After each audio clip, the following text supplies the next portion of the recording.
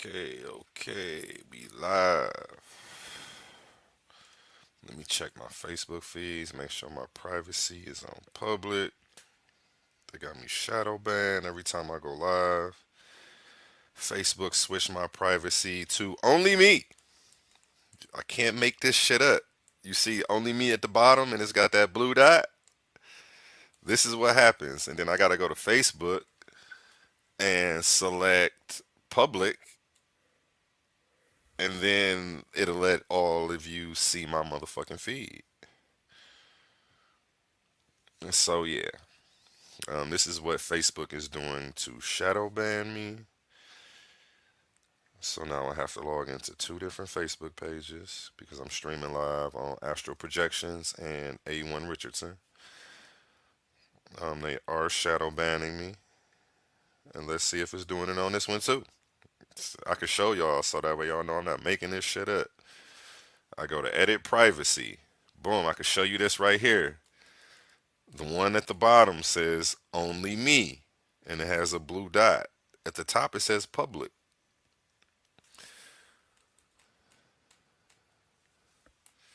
And it only started doing this once I started talking about Joe Biden and, all the politics shit. So let's get into this, man.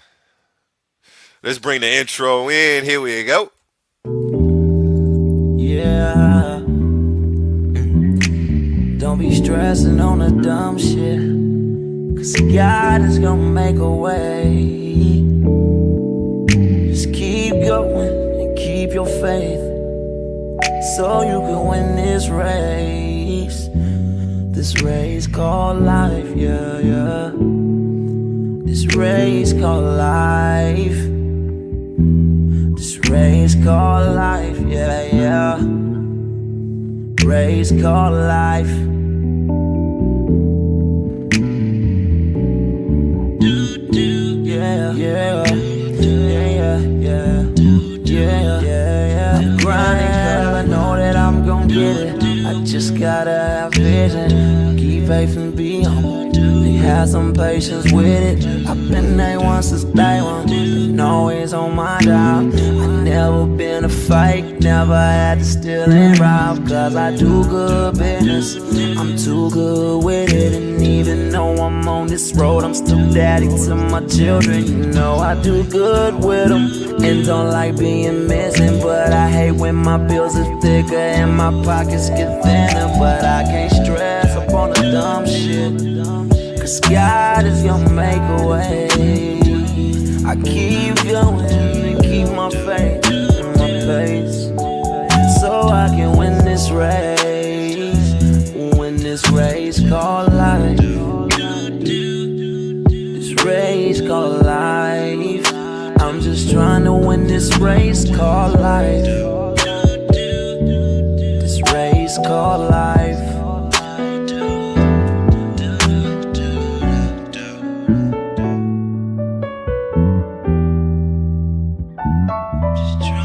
This race called life, yeah. Race called life. I'm just trying to win this race called life, yeah, yeah, yeah. I keep on running in this race called life, yeah, yeah, yeah. I won't come in last place in life, no. Cause I'm just trying to win this race called life. This race called life. Girl, I just gotta win this race called life. This race called life. Just gotta win this race called life. Yes, yes. Let's go. Let's go. Yo, y'all already know what we came to do. Y'all know what we came to do. Y'all know what we came to do. Let me say it three times. Peace to the family. Peace and blessings to everybody. I hope y'all had an amazing week, man. Um, it's been a lot going on this week. It's been a motherfucking lot going on this week. Leave your stress where the fuck you found it at. We in here right now. It's A1, Mr. PVO. Y'all know how I'm rocking. I ain't been live in like over a week, man. You know, it seems a little weird right now. Got to get my intro down. Make a long story short, though, today's episode is titled Proof King James Was Gay. You feel me? You know, they don't call me the receipt king for no reason. Y'all know I came nothing but receipts and sources today. Um, I had somebody named Walter Johnson on my Facebook attacking my last video. Jesus was gay. I guess he feels that I didn't do an adequate enough job going over the sources. So today we will be diving and delving deep, deep, deep, deep, deep, deep dive, deep water. What's the one, dude?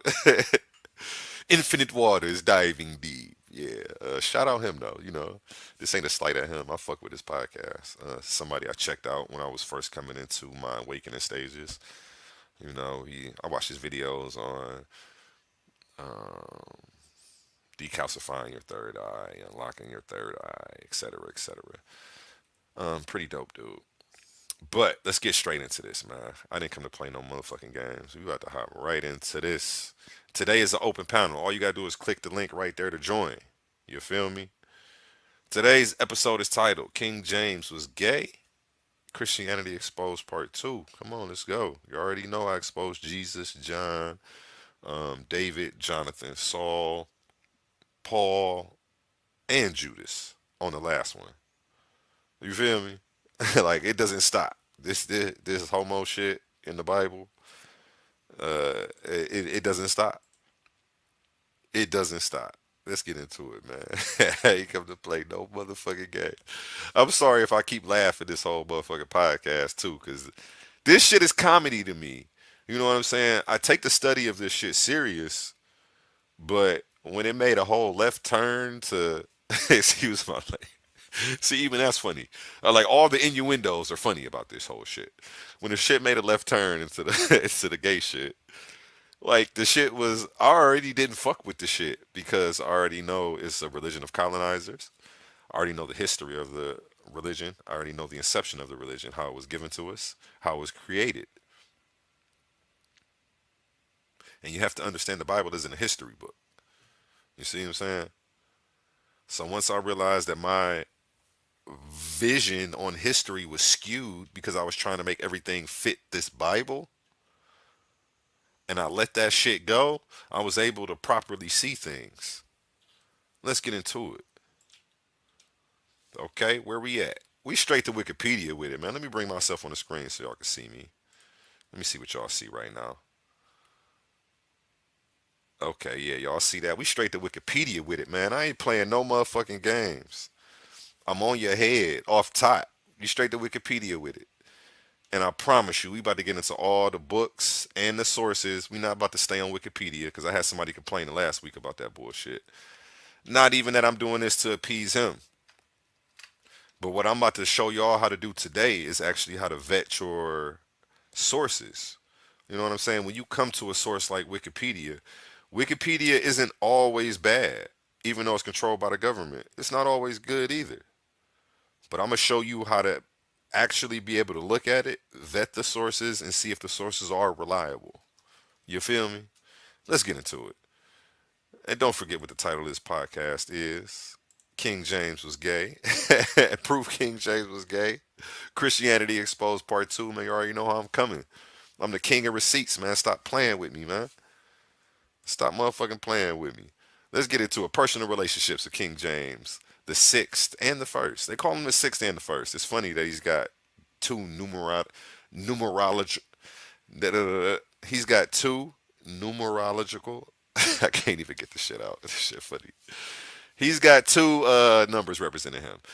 Let's get into the article. From the age of 13 until his death, the life of King James VI of Scotland and the first of England was characterized by close relationships with a series of male favorites. Okay? This is Wikipedia. This is the first sentence on Wikipedia, and this shit already getting hot. You feel me? I'm gonna have to take this off in a second. This shit already getting hot. I can't make this shit up. You know what I'm saying? You motherfuckers wanted a soap opera. You know what I'm saying? All you gotta do is pick up your Bible. You feel me? Let's get into it. From the age of 13 until his death, the life of King James VI of Scotland and the First of England was characterized by close relationships with serious male favorites. The influence James's favorites had on politics and the resentment at the wealth they acquired became major political issues during his reign. The extent to which the king's relationships with the men was sexual was a topic of bawdy contemporary speculation. James the Sixth and the First certainly enjoyed the company of handsome young men. Okay? This is Wikipedia, y'all. Like, don't get this shit twisted. This is motherfucking Wikipedia.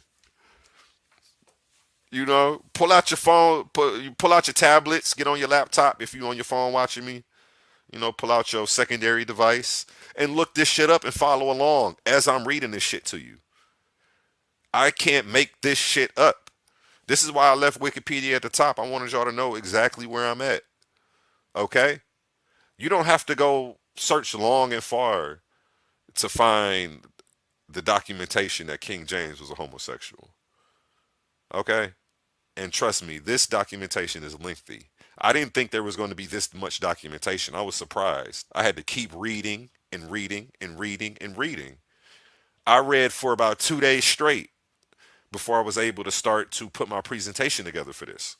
Because one thing led to another and one thing led to another. And I had to keep going and looking up the author, the scholar that wrote the shit, seeing if they were reputable, you know, and going into the actual evidence.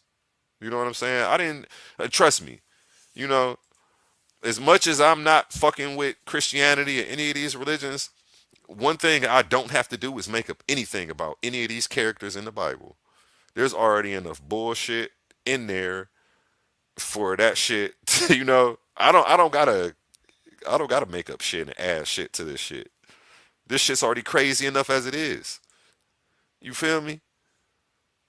Let me keep reading. The influence of James's favorites The influence James's favorites had on politics and the resentment at the wealth they acquired became major political issues during his reign. The extent to which the king's relationships with the men was sexual was a topic of bawdy contemporary speculation. James the Sixth and the First certainly enjoyed the company of handsome young men, sometimes shared his bed with his favorites, and was often passionate in his expressions of love for them. Okay? So he sometimes, Wikipedia is telling you that he sometimes slept with these men, had them in his bed, and shared public PDA, public displays of affection with these men. James was married to Anne of Denmark, with whom he fathered 8 children. He rallied fiercely against sodomy. Okay? So this is the first paragraph. If you type in personal relationships of James the Sixth and James the First, this is what comes up. And this is who King James is, the father of the Bible. Okay? First sentence, it tells you he has a series of male favorite men. Man, look, I I can't make this shit up. And like again, I don't have to. You know, the evidence is taller than me. I'm 6'1". I ain't got to make nothing up about none of these motherfuckers. But what we are about to do is get into the documentation today. So when you leave here, you can go show your peoples, like, look at this. Look at this. I bet you didn't know this. I bet you didn't. Look, they got King James letters in his handwriting. Confirmed. Not a forgery. Not a forgery. This is throwing me off right here. Hold on, I'm sorry. Okay, that shit was that shit. It was a shadow on my cheek, but it was making me think that this side ain't lining up with this side. And I'm so meticulous. That shit was fucking with me while I'm trying to talk to y'all. I had to get that shit right. Okay, I apologize. Let's get back into it, man. Let's get back into this shit. Excuse my language. I said let's get back into the shit, and it's funny that these men were practicing sodomy. So let me not talk like that. No pun intended. Let me at least say that after that. You is no pun intended like the medieval version of pause. You feel me? You know how niggas be like, pause. Like, no pun intended. You had to put that shit on your shit back in the day. Or else motherfuckers was gonna think you was one of these motherfuckers with King James and them. You feel me? There I go. I can see myself now. Okay, let's get into it. Let me take myself off the screen so y'all can see all of this. We here on Wikipedia, man, and you see what it's saying. Today, many historians and commentators affirm that the given evidence, James's relationships with his favorites, clearly were sexual. Okay? Clearly. This is what Wikipedia is telling you. Others regarded the evidence as more ambiguous and needing to be understood in terms of 17th century forms of masculinity, which were very different to today's.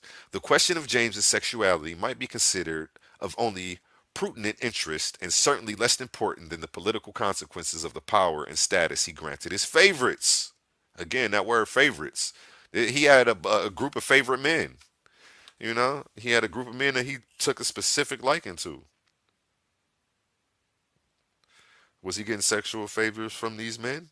We're about to get into it. Let's keep it moving.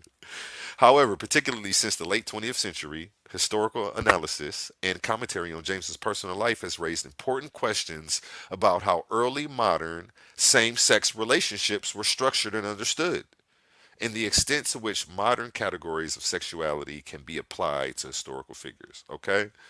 So they're studying King James's relationship, trying to understand homosexual relationships today. Um, and if that doesn't give credit to the fact that this man, you know, I'm trying to figure out what's a politically correct way to say that he like nuts in his mouth. I'm trying to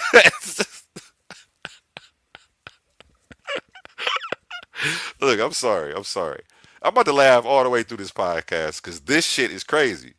And like, again, I haven't even left Wikipedia yet. You know what I'm saying? I haven't even left Wikipedia yet. So the if you're fucking reading this Bible, you know, shout out to you if you making it work. But you know, I don't understand. You know, and now I understand why so many Caucasian scholars and churches actually don't use the King James version of the Bible because they're privy to the history of King James homosexuality. So to them, it's a conflict of interest. You see what I'm saying? But they're not going to come out and outright say it because they don't want to be attacked. But this is something that I had to learn from reading about this shit. You know what I'm saying? It, and this is why I tell people don't debate a topic that you've never studied. Because there's going to be people who try to argue with me off rip as soon as they see the title of this shit. King James, proof King James was gay. They go, no, he wasn't. It couldn't be. Never. That's a lie. Like, you haven't looked into any of the information yet, and you already have formed a strong opinion. That's scary. That's very scary.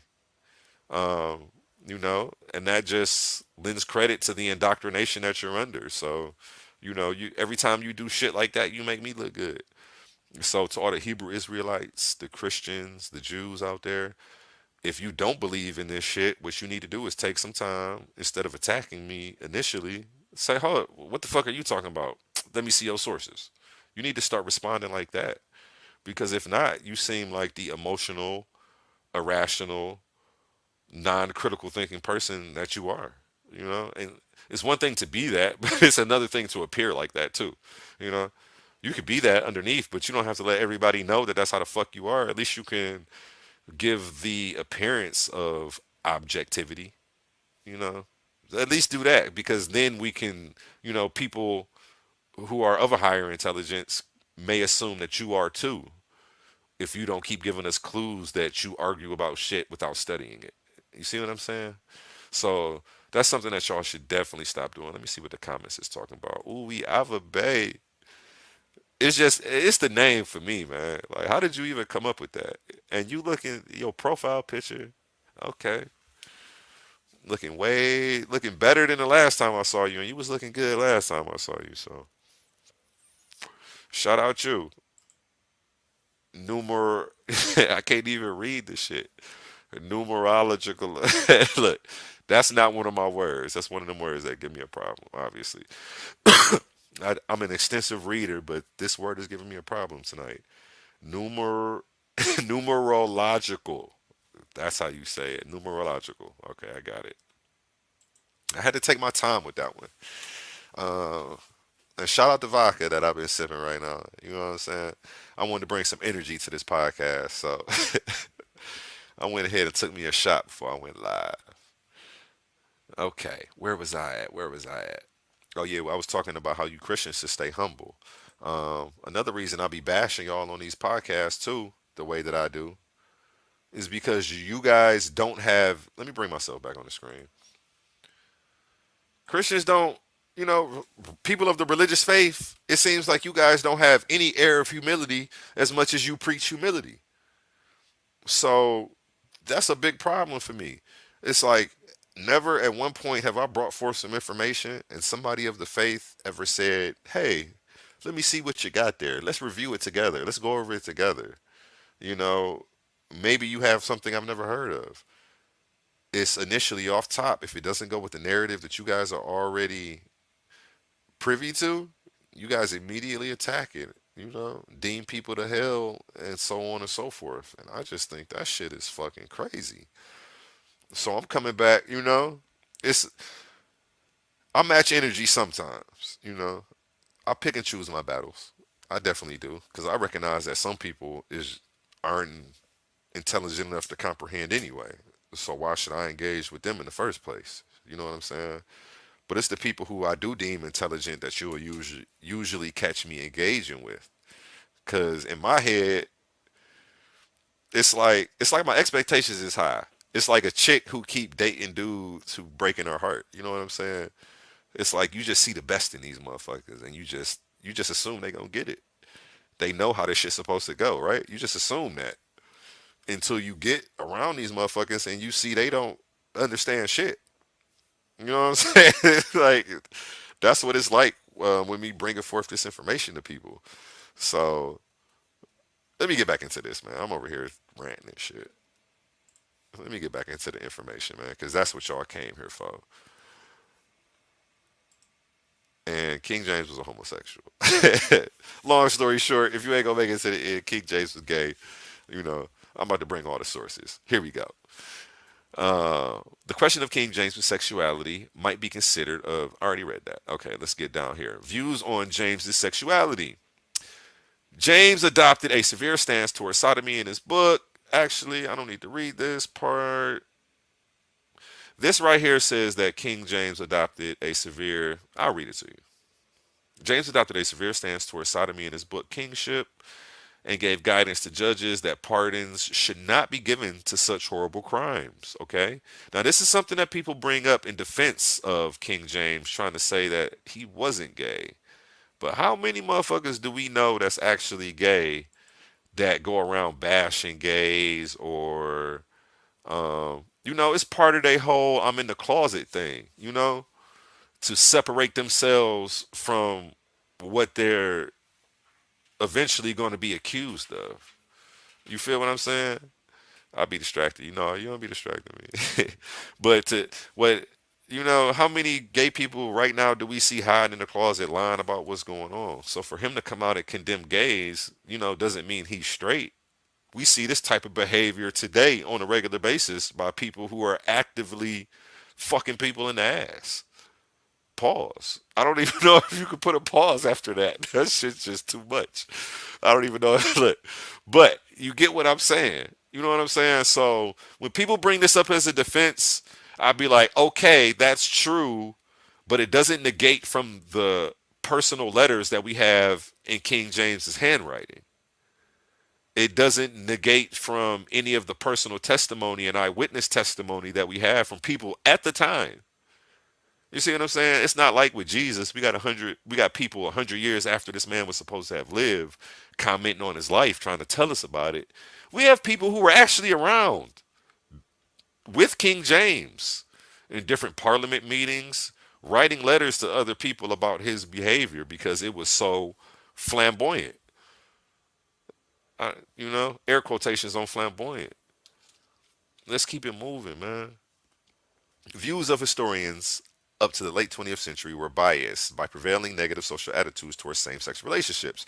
Many historians did not discuss or discuss only obliquely the clear fact that James's choice of favorites was rooted, at least in part, in same sex attraction. Okay? Let me read that shit again for y'all. Many historians did not discuss or discuss only obliquely the clear fact that James's choice of favorites was rooted, at least in part, in same sex attraction. For example, the 1885 through 1900 Dictionary of National Biography refers only in context to Carr. And we're going to get it specifically into Carr and who he was, to King James and their relationship. But it says in the National Biography, he refers only to Carr. James's partiality to worthless Scotsmen, if only they were spritingly active. Wait, spritingly sprite. I can't read right now. It's funny. I read over all this shit to make sure I knew what every. I went over this information earlier and made sure I knew what every word was, and any word that I didn't know or know how to pronounce, I fucking put that shit in on Google and had it say that shit, just so that way I came prepared today. I'm gonna blame the vodka, okay? But it says right here that he had a fucking healthy obsession for worthless Scotsmen, pretty much. You know what I'm saying? I digress. I'm gonna let you guys be the judge.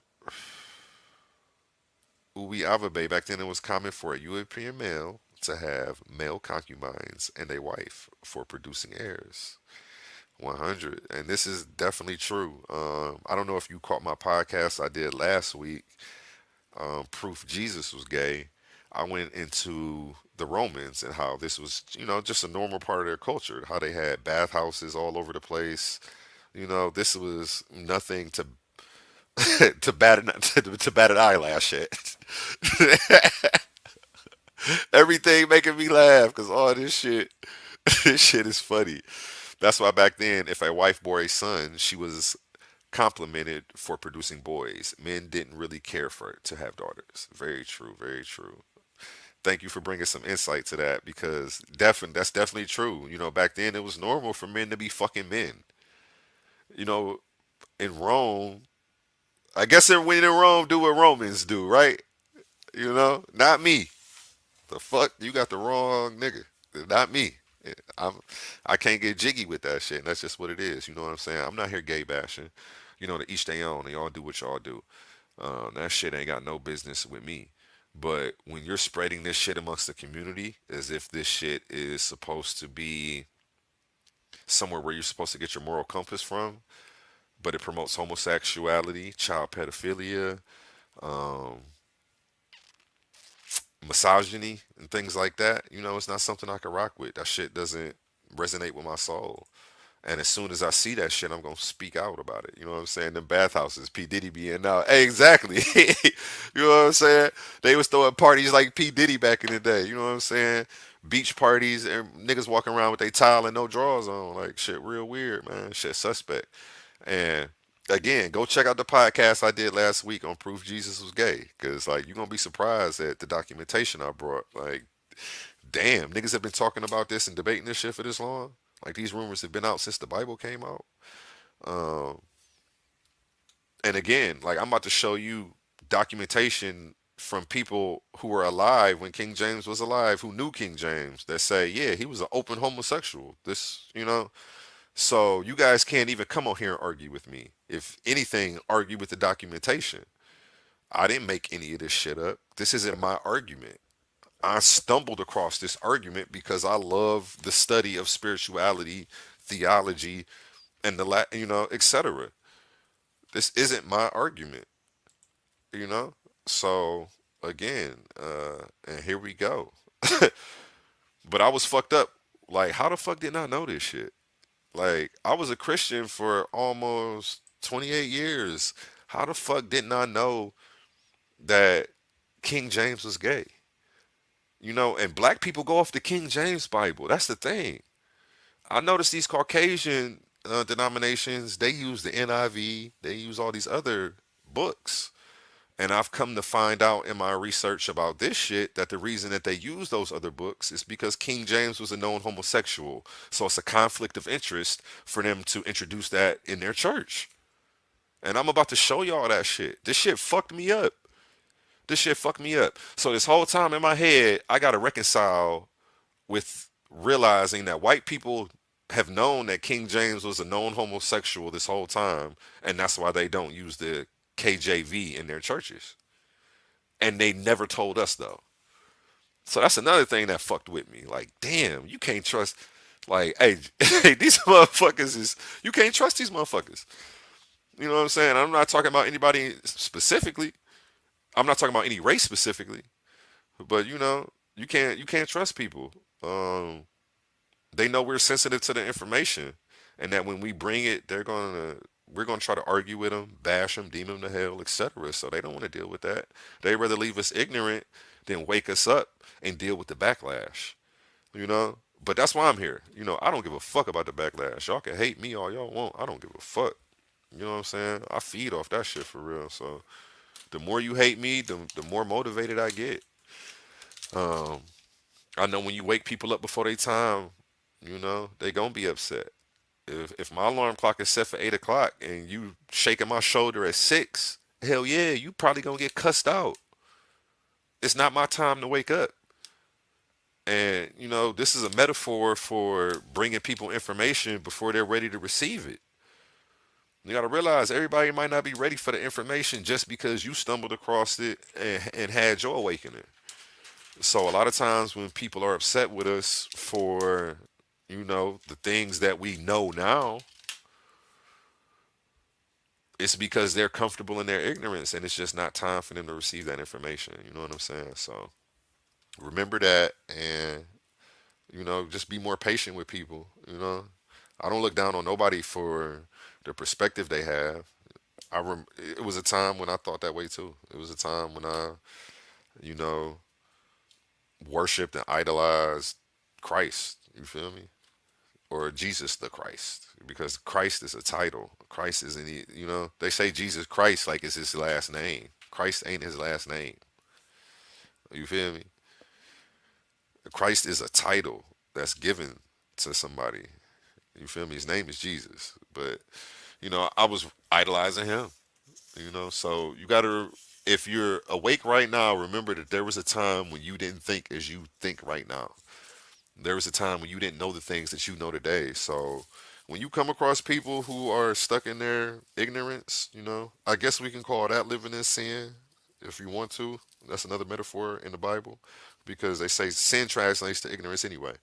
But if you do catch people living in sin, be more patient with them, man. You know, sometimes I'll be impatient with them because I know people respond to that stimuli. So, I know people respond to being checked and confronted, and it makes them check and reevaluate themselves. So a lot of time I'll hit people with that energy too. You know what I'm saying? In the back of my head, I'm still being patient with them, and I know what's up. But sometimes people need you to challenge and confront their beliefs head on. Like on some soldier shit. Like, nigga, hey, that shit bogus, it's bullshit, it's stupid, and you still think that, then you aren't learned. It's okay to tell somebody some shit like that. And you can still be patient in the same respect at the same time, even though you're verbalizing it like that. It's I'm not gonna give up on you, brother. But yeah, thinking like that is stupid. You need to read. You need to pick up a book. It made me think of the DMX skit. He was like, "Nigga, you still." He caught the nigga on the corner drinking a 40 and shit. He was like, "Nigga, you still drinking 40s and shit, nigga? What the fuck? Like, nigga still drinking 40s, man." He was like, "Man, you need to go to the church or the mosque or something, nigga. You need something, bro. Like, just be patient with people. Like, it's okay to check them and tell them what they doing stupid. You know what I'm saying? But I'm not about to give up on y'all, man. I'm about to keep going live. You about to keep seeing me on my fucking Facebook, battling with y'all motherfuckers day in and day out. Like, I don't care, man. It is what it is. I was just talking to my homie earlier, and what we were saying was there is no going backwards. There's only going forward. The information is already here. So people think like eventually all these woke people gonna phase out and this and that. Like, no, these people actually know what's going on now. Like, we're not living in fairy tale land like the religious. So, now that we have facts and the data to support our shit, there is no going backwards. You know what I'm saying? If anything, the religious are going to be the ones to phase out. That's all mythology. With knowledge comes power. You know what I'm saying? And with knowing comes responsibility. You know what I'm saying? So, with that being said, let me get back into this, man. King James, King James, King James. This guy. Okay, where was I at? Okay, sorry, I went the wrong way. Let me go back this way. This was number three, my source three. Let me get this off the screen. Where is source three? Okay, second paragraph from the top. The question of James's sexuality might be considered of only prudent interest and certainly less important than the political consequences of the power and status he granted his favorites. Okay, and right there next to favorites, I want you to see that there's a number three. So what I did was I started going through these sources because Wikipedia gives you the sources for you to verify. Okay? And the source for number three was King James the Sixth of Scotland, First of England biography. Okay, this is a biography on him where they're talking about his male favorites and how he granted them more favor. So this is nothing I'm making up. I looked up Fraser Antonia. Um, she's gotten many awards for a lot of her works. You don't get awards if you can't write. You know what I'm saying? So obviously she was a good writer and respected in her field. Whether you agree with her or not on this, that's up to you. I'm only here presenting the documentation. Again, don't argue with me, argue with the documentation. And she says on King James the Sixth and King James of Scotland, King James the Sixth of Scotland, First of England, Random House on page 126. In this book, she says, in sexual matters, however, it is generally better to assume the obvious unless there is some very good reason to think otherwise. Okay? This is what she says when it comes to the homosexuality of King James. She's saying this nigga was gay. Stop playing with me. Okay? And she's saying stop playing with her. Like, nigga, unless you got some reason to not believe the obvious, get the fuck out my face. Okay? Y'all don't want to believe the obvious because it doesn't fit what you've been told your whole life. Get the fuck out of my face. I don't give a fuck. That shit ain't got shit to do with me. Take your cognitive dissonance head ass the fuck over there and kick it with the goofies, okay? And all the real niggas gonna be over here building. You did? You catch what I'm saying? Cause we can't build with no goofies. All y'all gonna do is keep us stagnant and hold us back. Trying to debate as if this is, again, let me read what she says again on page 126 in King James the Sixth of Scotland and First of England, the biography. On page 126, she says, in sexual matters, however, it is generally better to assume the obvious unless there is some very good reason to think otherwise. In any case, it is an academic argument for the degree of their intimacy is less important than its political consequences. I read that fucked up. It is an academic argument for the degree of their intimacy is less important than its political consequences. So what she's pretty much saying right there is, we about to tell the truth about this shit. We're not here to stroke people's political egos. This doesn't go with what you guys have been taught and what you've been told, and that may fuck with y'all. But that's not why we're writing this book. And that's what she's saying. She's saying our argument is academic. It's not political. You guys don't want this shit to be for political reasons. So you guys are ignoring the obvious, and that's exactly what she's saying. You feel me? And here's the book right here. Here's what the cover looks like on the left if you guys want to go get this. Again, sources. Sources, source up or shut up. Source up or shut up. I don't want to hear it. I don't want to hear it, man, because y'all coming with a whole lot of opinions. You motherfuckers got some strong ass opinions.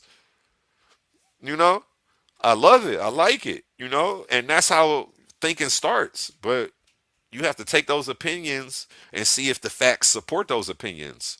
When they don't, you don't hold on to those strong opinions that aren't supported by fact. You have to let those go. A good detective doesn't come up with his conclusion and then find the facts to support it. He goes where the facts lead him. You can't, if I'm a detective and there's a murder case, I can't assume someone's guilty and then try to find the facts to support that. I have to go where the evidence leads me, or else, the wrong man may be behind bars if the right methodology is not used. You see what I'm saying? Let's keep it moving, man. Let's keep it moving. Sources on that ass, man. Sources. Okay, where was I at? Okay, wrong source. Boom. Okay. Already read that whole bottom part. So what is this? This is source number 4. If you see right here, there's a number 4 in the bottom. So number 4 was the source for boom. Okay. Second to last paragraph I'm about to read. James adopted a severe stance towards sodomy in his book Kingship and gave guidance to judges that pardons should not be given to such horrible crimes. In the late 18th century, Jeremy Bentham, in an unpublished manuscript, denounced James as a hypocrite for his crackdown on sodomy. This must seem rather extraordinary to those who have a notion that a pardon in this case is what he himself had he been a subject might have needed. That's a fancy way to say, nigga. That's the pot calling the kettle black. That's a fancy Shakespearean way that he put that shit. But that's what the fuck he's saying. He's saying this shit is crazy and extraordinary. The notion that this man put the smack down on sodomy and saying nobody can be pardoned for it, when if he was charged with the shit, that's what the fuck he would have needed. Okay? And that's what this source right here, number 4. If you want to read this book, this is in the Journal of Homosexuality. Jeremy Bentham, Offenses Against Oneself, Journal of Homosexuality. Okay? On page 389 through 405. This is where it talks about this. Sources on that ass. Okay? Wikipedia give the sources. So I hate when a motherfucker say, "Oh, you reading off Wikipedia?" Nigga, you see that number right there, that number 4? Number 5, number 6. You click on those and it gives you the sources and it tells you the book to go read. So stop playing with me. You feel me? Valentino is love. Shout out Valentino is love in the building, man. Y'all already know how we coming, man. Y'all know how we coming, man. Sources and documentation. They told me source up and shut up, and I ain't been quiet since. You feel me? Because that's what the fuck I do. That's what the fuck I do, man. You know? And don't let nobody tell you that Wikipedia isn't good. You can get some good shit on Wikipedia, you get some bad shit on Wikipedia. But what I'm showing you is how to actually vet the sources. You know? Let's keep it moving. Where we at? Where we at? Put myself small on the screen. Yeah, this nigga was gay, man. This nigga was fruitier than Toucan Sam at I can't even come up with that. But yeah, that's where he was, man. I can't make this shit up. They don't need me to make shit up against them. They already got enough bullshit in the game as it is. I can just, document the reality of the situation and shit on them. I don't have to be uh, facetious or, make up anything at all. Let's keep it moving. Where was I at? Where was I at? I was right here. Boom. Okay, that's source number 5. So let's read that. Last paragraph. Views of historians up to the late 20th century were biased by prevailing negative social attitudes towards same sex relationships. Many historians did not discuss or discuss only obliquely the clear facts that James's choice of favorites was rooted, at least in part, in same-sex attraction. Okay, and I'm just reading from Wikipedia right now. I'm reading from Wikipedia, personal relationships of James the Sixth and the First. And over here, if you go to the left, if you look at the left of the screen, it's cut off though. You can see the contents and the appendix of what I'm about to read through, and they're about to show all of these men over here: S.M.E. Stewart, Robert Carr, and George Villiers. You know, they're about to show that these are just the men that we have documentation of him sleeping with. You know, I'm not gonna get into the undocumented stuff. This is just the stuff we have documentation of. This the shit we got documentation of. Stop playing with me, man. Stop playing with me, man. You know, they say King James. I'm not. Let me stop. I was about to say some old rude shit. Let me not go there. I don't even got to do that. This shit speaks for itself. Okay. Let me not do that. Let me check myself right motherfucking now. I don't even got to do that because this shit speaks for itself. Again, in the last paragraph on Wikipedia, right here. And we're about to get into the source that this comes from. It says, views of historians up into the late 20th century were biased by prevailing negative social attitudes towards same-sex relationships. Many historians did not discuss only obliquely the clear fact that James' choices of favorites was rooted at least in same-sex attraction. Okay? For example, the 1885 through 1900 Dictionary of National Biography refers only in context to Carr to James's partiality to worthless Scotsmen, if only they were sprightingly inactive, and to his inordinate fondness for Villiers. And right there, you see the number 5 next to Villiers, right? Let me show you the source that this comes from. This comes from the Journal of Homosexuality, Offenses Against Oneself. Go get this book. Okay, this is from Rutgers University. I'm bringing college scholarship. So if you go to college, this is what the fuck you gonna learn. Don't be mad at me. Be mad at the documentation, okay? Don't be mad at me. Be mad at the documentation. I can't make this shit up. If you go to college, this is what you're gonna learn about King James. Okay? This what they gonna teach you. They gonna teach you the nigga was, you know, like can't make this shit up. Boosie, where Boosie at? Tag Boosie in this shit. Let Boosie get a bite of this, man, because I want to see Boosie reaction to this shit, man.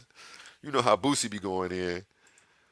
You feel me? But this shit crazy, man. Like I can't make. I don't gotta make shit up on this nigga, man.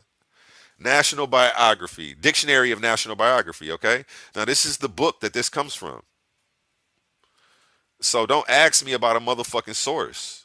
Like, oh, you read from Wikipedia, nigga. There's your source. There's your source right there. Okay. Dictionary of National Biography by Sidney Lee. Let's keep it moving, man. I'm not asking no American nigga, no American Hebrew Israelites about an English King James. I'm about to go straight to the English and get the documentation from them about this nigga. Cause you niggas standing on the corner in purple and gold trying to make me be a Hebrew Israelite don't know what the fuck you talking about. Talking about King James was black, King James wasn't gay. That's not what the documentation says, fam. And nobody's about to bring any documentation to dispute this. You can't. There is no documentation. How do you prove somebody wasn't something? You're not gonna be able to prove he wasn't fucking men in the ass. You know, you can't prove a negative. That's why you never see me trying to prove if Jesus is real. You're not going to find the absence of evidence. If somebody didn't exist, I'm not going to find evidence of that. They weren't here, so there's going to be no evidence. That's not something you don't try to prove a negative. The burden of proof is on the person who's claiming that he exists. If you have proof that he was actually on this earth, then show me. If I'm the one claiming he was never here, how am I supposed to find proof that he was never here? You see that doesn't make sense. You won't find a T-shirt from a nigga who was never here. You asking me to show you something. You see, it doesn't make sense. And don't let people trap you into that corner and have you trying to prove a negative. Okay? Okay. If a motherfucker says Bigfoot exists and you believe he doesn't, don't let nobody trick you into prove Bigfoot ain't real. Nigga, no, it doesn't work like that. You don't prove the negative. If you have proof that Bigfoot is an actual entity on this earth, a living animal, whatever the fuck, on this earth, nigga, show that. If not, you're not gonna find evidence of, somebody not existing. You feel me? Hold on one second. Let me mute my mic one time.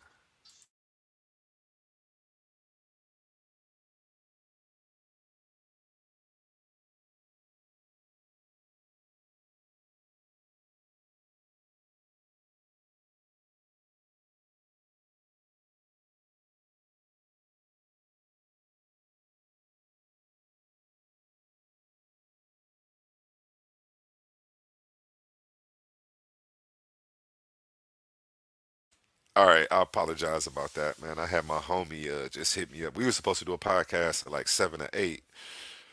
He told me that he might be running late though. He just hit me up about it. I'm about to send him the link right now to this. And if you want to tap into this, again, this is an open panel. All you got to do is click the link, and you can come in. Let me pin the link in the chat so that way everybody can get a bite of that. Okay, the link is now pinned in the chat. If you want to, come in, if you got a couple words or anything, you ain't got to show your face, come on in and say your piece.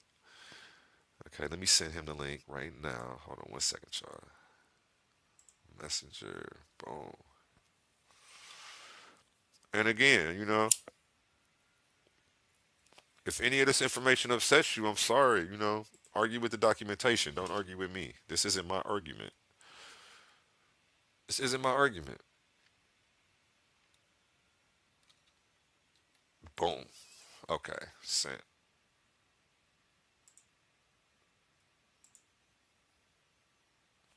Okay, I'm sorry about that, y'all. Back into the presentation. Boom. Let me turn up one time. Okay, there go the link. If anybody want to tap into the chat, that's the link. And again, you know, dictionary of national biography. You feel me? This is who's saying this shit. You know what I'm saying? This nigga was, I, I want to say fruity ass, but I can't even think of something to put after that. This nigga was fruitier than RuPaul at a motherfucking. I don't know. I gotta think of something. I'm gonna think of something. But yeah, man, that's what it is, man. Like, don't be mad. Like, we got over it when we found out Santa wasn't real. We gonna get over this shit too.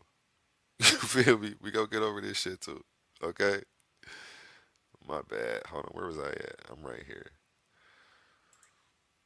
Let me stay focused, man. Let me stay focused. I feel like I'm going the wrong way. Okay, I'm going the right way. Boom. Sorry, I got a little sidetracked. Let me get back on point. Here we go. By the second half of the 20th century, the issue was discussed more openly through historians were still finding it impossible to shake off disapproving moralistic attitudes. The historian Donaldson wrote in 1971 that James's affair with Esme Stewart had a physical but not necessarily gross side to it. Okay, I think that's an opinion, but that's one opinion. I'll take that. I think it's gross, but I digress. Let's keep it moving. Donaldson is quoted in M. Young's 2012 account of the historiography in this area. Some historians of this time advanced the surprising view that James's public displays of affection for his favorites were proof that there was not sexual activity in private. Anatona Fraser, in the 1975 biography of the king, takes an opposing and famously pragmatic view. In the sexual matters, it is generally better to assume the obvious unless there is some very good reason to think otherwise. So she says that's stupid. If he's tongue kissing these men in public, why the fuck wouldn't we think he's gay? And unless we have some better reason to assume the obvious, why the fuck aren't we? You see what I'm saying? It's just stupid. Like, this is a stupid argument on his face. This is a whole fallacy. He's kissing men in public so he doesn't do it in private. How does that work? So the people who are trying to defend this nigga's homosexuality and his effeminate nature and his public displays of affection with his male lovers kick rocks. Like, I'm not buying that shit. It don't work like that today. If I'm kissing niggas in the streets, I'm definitely kissing niggas behind closed doors. You feel me? King James. These niggas is trying to defend you left and right.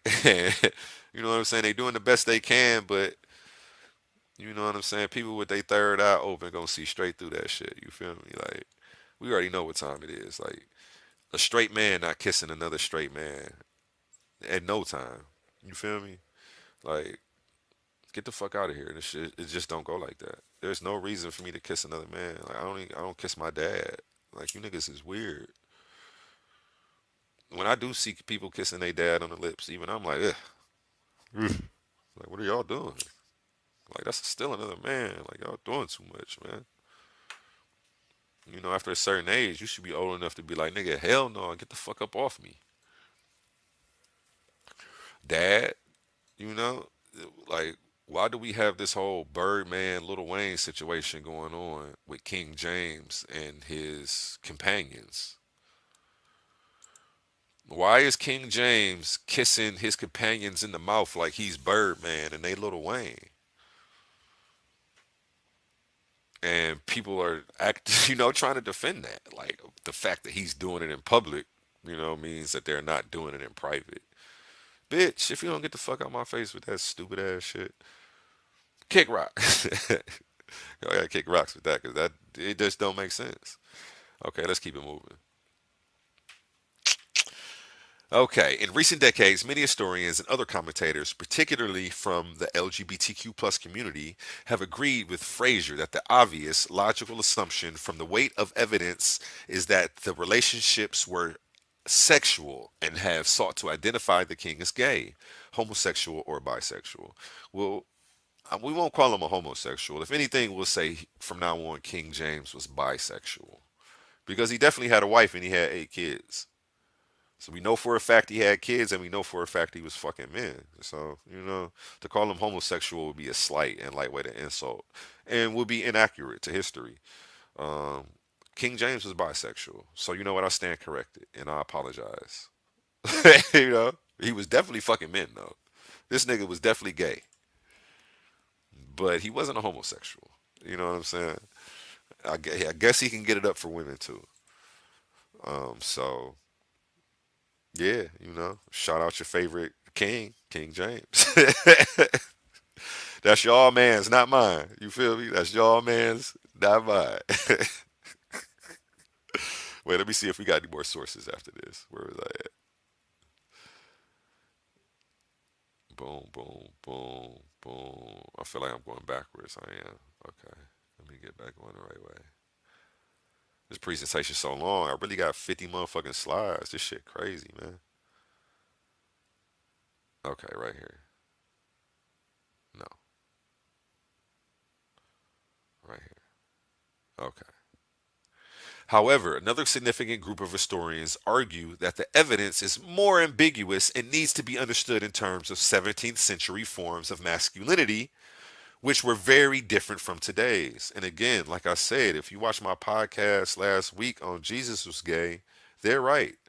The norms were very different back then. Homosexuality was normal back then. So, when they put that statement, that last sentence on the end, like they defended him, they not. That sentence only makes me believe the information I'm reading more. When they say, look at the 17th century norms, it was normal for them motherfuckers in Rome to have bathhouses. That's why whenever I see some fruity motherfuckers, I'll say, I guess when in Rome, do what the Romans do. It's a joke because the Romans was known for that gay shit. It was part of their culture. You know what I'm saying? The Romans who gave you y'all translation of the fucking Bible. So it's no wonder that this shit is in there. Like I don't be surprised. You know what I'm saying? Like it would actually be weird if the shit wasn't in there, knowing that that shit was normal for their culture. If it was normal for their culture and part of everyday life, why wouldn't we see it in these texts? You see what I'm saying? Now ask yourself that question. That's the motherfucking question that you hit these motherfuckers with who keep trying to defend this shit. If this was a normal part of Roman culture for them to be sleeping with other men in bathhouses and doing all this weird shit, how come that shit isn't in the Bible? You see what I'm saying? Boom, got you. All right, let's keep it moving now. You know, critical thinking is key, man. Critical thinking is key. And again, I haven't even really left Wikipedia. You know, I haven't even really left Wikipedia yet. I'm gonna leave Wikipedia and we're gonna get into some of King James's handwritten letters. Yeah, let me bring myself. We about to get into some of King James's handwritten letters from him to his lovers. We're about to get into that too. Don't think that this shit is all he say she say. Nah, this ain't a bunch of he say she say. It's handwritten letters from King James to various different men. And I would, we could discredit it if it was one guy, maybe if it was two, but when they hit him with a slew of motherfuckers like he Bill Cosby, like how can we discredit all these different allegations now? You know what I'm saying? And again, don't be mad at me, be mad at the documentation. This is not my argument. I didn't come up with, oh, you know what, King James is gay. Let me try to make this make sense. I'm going over the scholarly documentation. I'm bringing you peer-reviewed documentation, peer-reviewed books, and peer-reviewed sources. So if you go to college, this is what you're going to learn. That's why a lot of y'all is scared to go to college for religion. Keep y'all asses in y'all bubble. Keep your asses at church. You know what I'm saying? Where they not going to test your critical thinking. You know what I'm saying? Keep your asses in them safe places because if you come into the real world with people who critically think and don't just follow any belief, imagine if I just let some Christian come and convert me in 2 seconds. What would that say about me? Because it's a Muslim trying to do the same thing. It's a Jewish person trying to do the same thing. Am I so easily swayed that somebody could just say believe and I follow along? What would that say about my character? You see what I'm saying? I'm stronger than that. At least make it make sense. If you can't make it make sense, what are we doing here? I can't find out the answers until after I die. I digress. Let me keep it moving because that's a whole nother circular argument that I don't want to get into. Okay? We still on Wikipedia right here. And if you see to the left right here, it gives you the contents and so you can see the men who we about to go through. Okay, these are King James's male favorites on the left. Esme Stewart, the first Duke of Lennox, Richard Preston, and Robert Carr, first Earl of Somerset. Oh, and George Villiers, first Duke of Buckingham. So these are four men that we know this guy was fucking, that we have documentation on. Again, I'm not going over nobody who we don't got no documentation on. I'm going just over the homosexual acts that we have documentation on when it comes to King James, okay? Because there's rumors of other motherfuckers. I didn't bring them up. I specifically left them out for a reason because I know it's too easily debated. I'm bringing shit. I'm bringing y'all shit that y'all can't even debate. You know what I'm saying? So sit back, roll your blunt. You know what I'm saying? Sip your drink and enjoy the show. I'm drinking my own juice. I'm drunk off my own juice right now. You feel me? I don't know if that's a good thing or a bad thing. Let's keep it moving. Okay, Esme Stewart, first Duke of Lennox. Okay, this is still Wikipedia. At the age of 13, James made his formal entry into Edinburgh. Upon arriving, he met his first cousin, the Franco-Scottish Lord Esme Stewart, 6th Lord de Aubigny. Hey, who be naming these motherfuckers, man? How do these motherfuckers come up with these names? You don't see names like this no more. You know what I'm saying?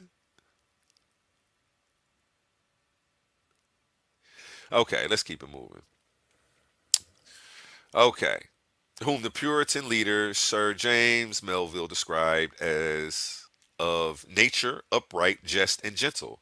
Having arrived from France, Stuart was an exotic visitor who fascinated the young James. Okay?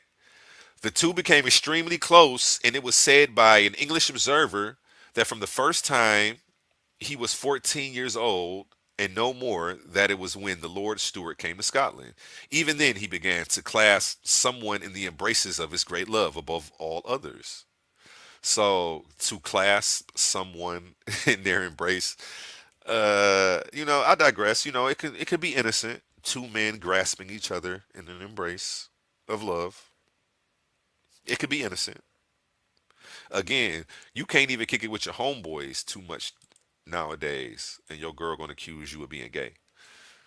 Why you always going out? What is y'all gay? Let alone she see y'all clasping and embracing each other and kissing in public. Who the fuck does King James think he is? Young Thug or somebody? You know? Apparently he did. Apparently he was gangster enough to do that shit and get away with it. You know what I'm saying? And he had political backing. So, who was really going to step up and check this nigga? He had an army behind him. You feel me? He had a motherfucking army behind him. Let me see what the chat talking about. I'm sure they're prevalent in the UK. Definitely.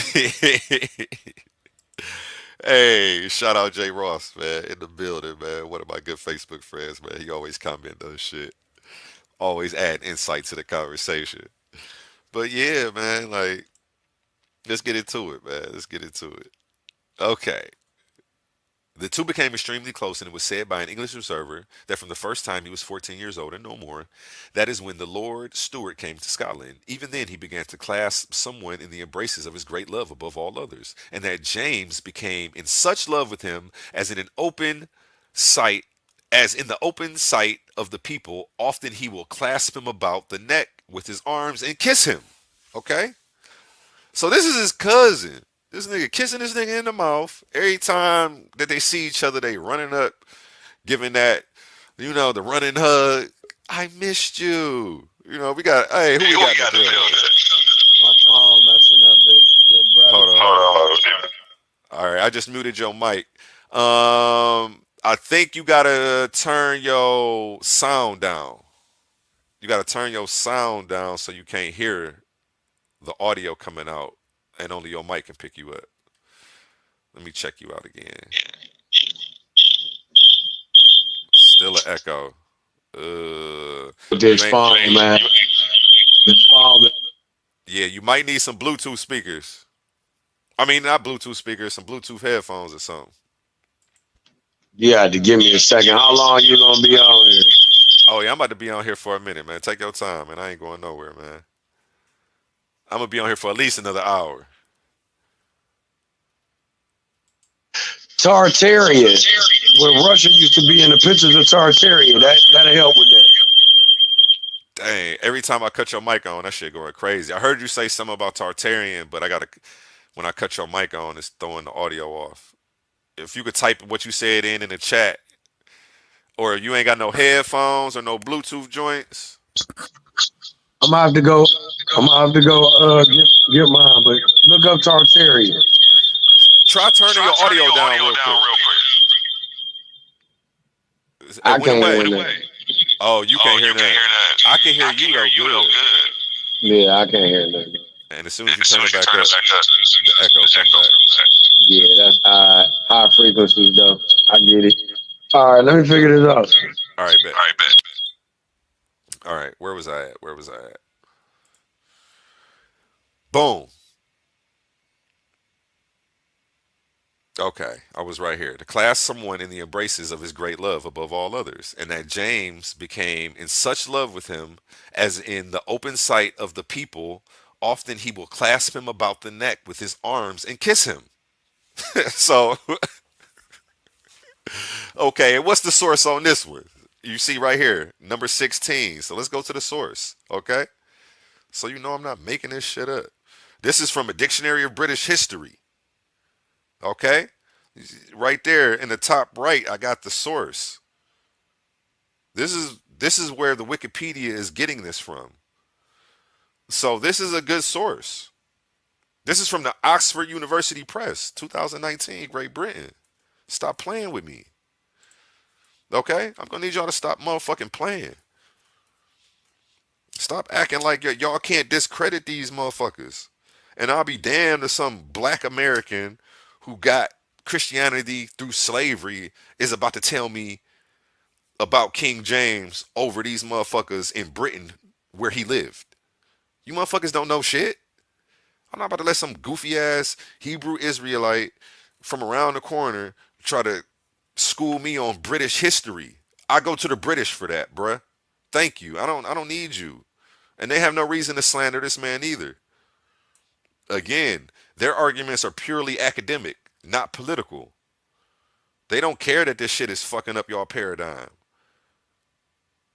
You know, they're true to history and they're true to their studies. The fact that it fucks up y'all shit, you know, that's collateral damage. Y'all the ones that want to believe in fairy tales and Roman mythology and be mad when the homosexual Romans have homosexuality in their mythology. Like y'all the goofy ones.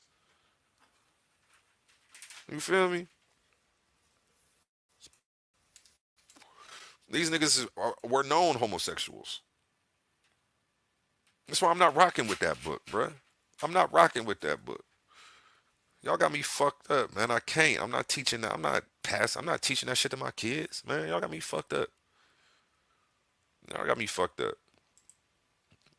I digress. Let me keep it moving. Okay, that's the source on that. So anybody saying that he never ran up and clasped or kissed his motherfucking cousin, you a motherfucking lie. Because in the dictionary of British history, that's what the fuck it says. Stop playing. Stop playing with me, man. Let's keep it moving. Where was I at? Okay, I'm going the wrong way. Let me go back this way. Boom. Okay.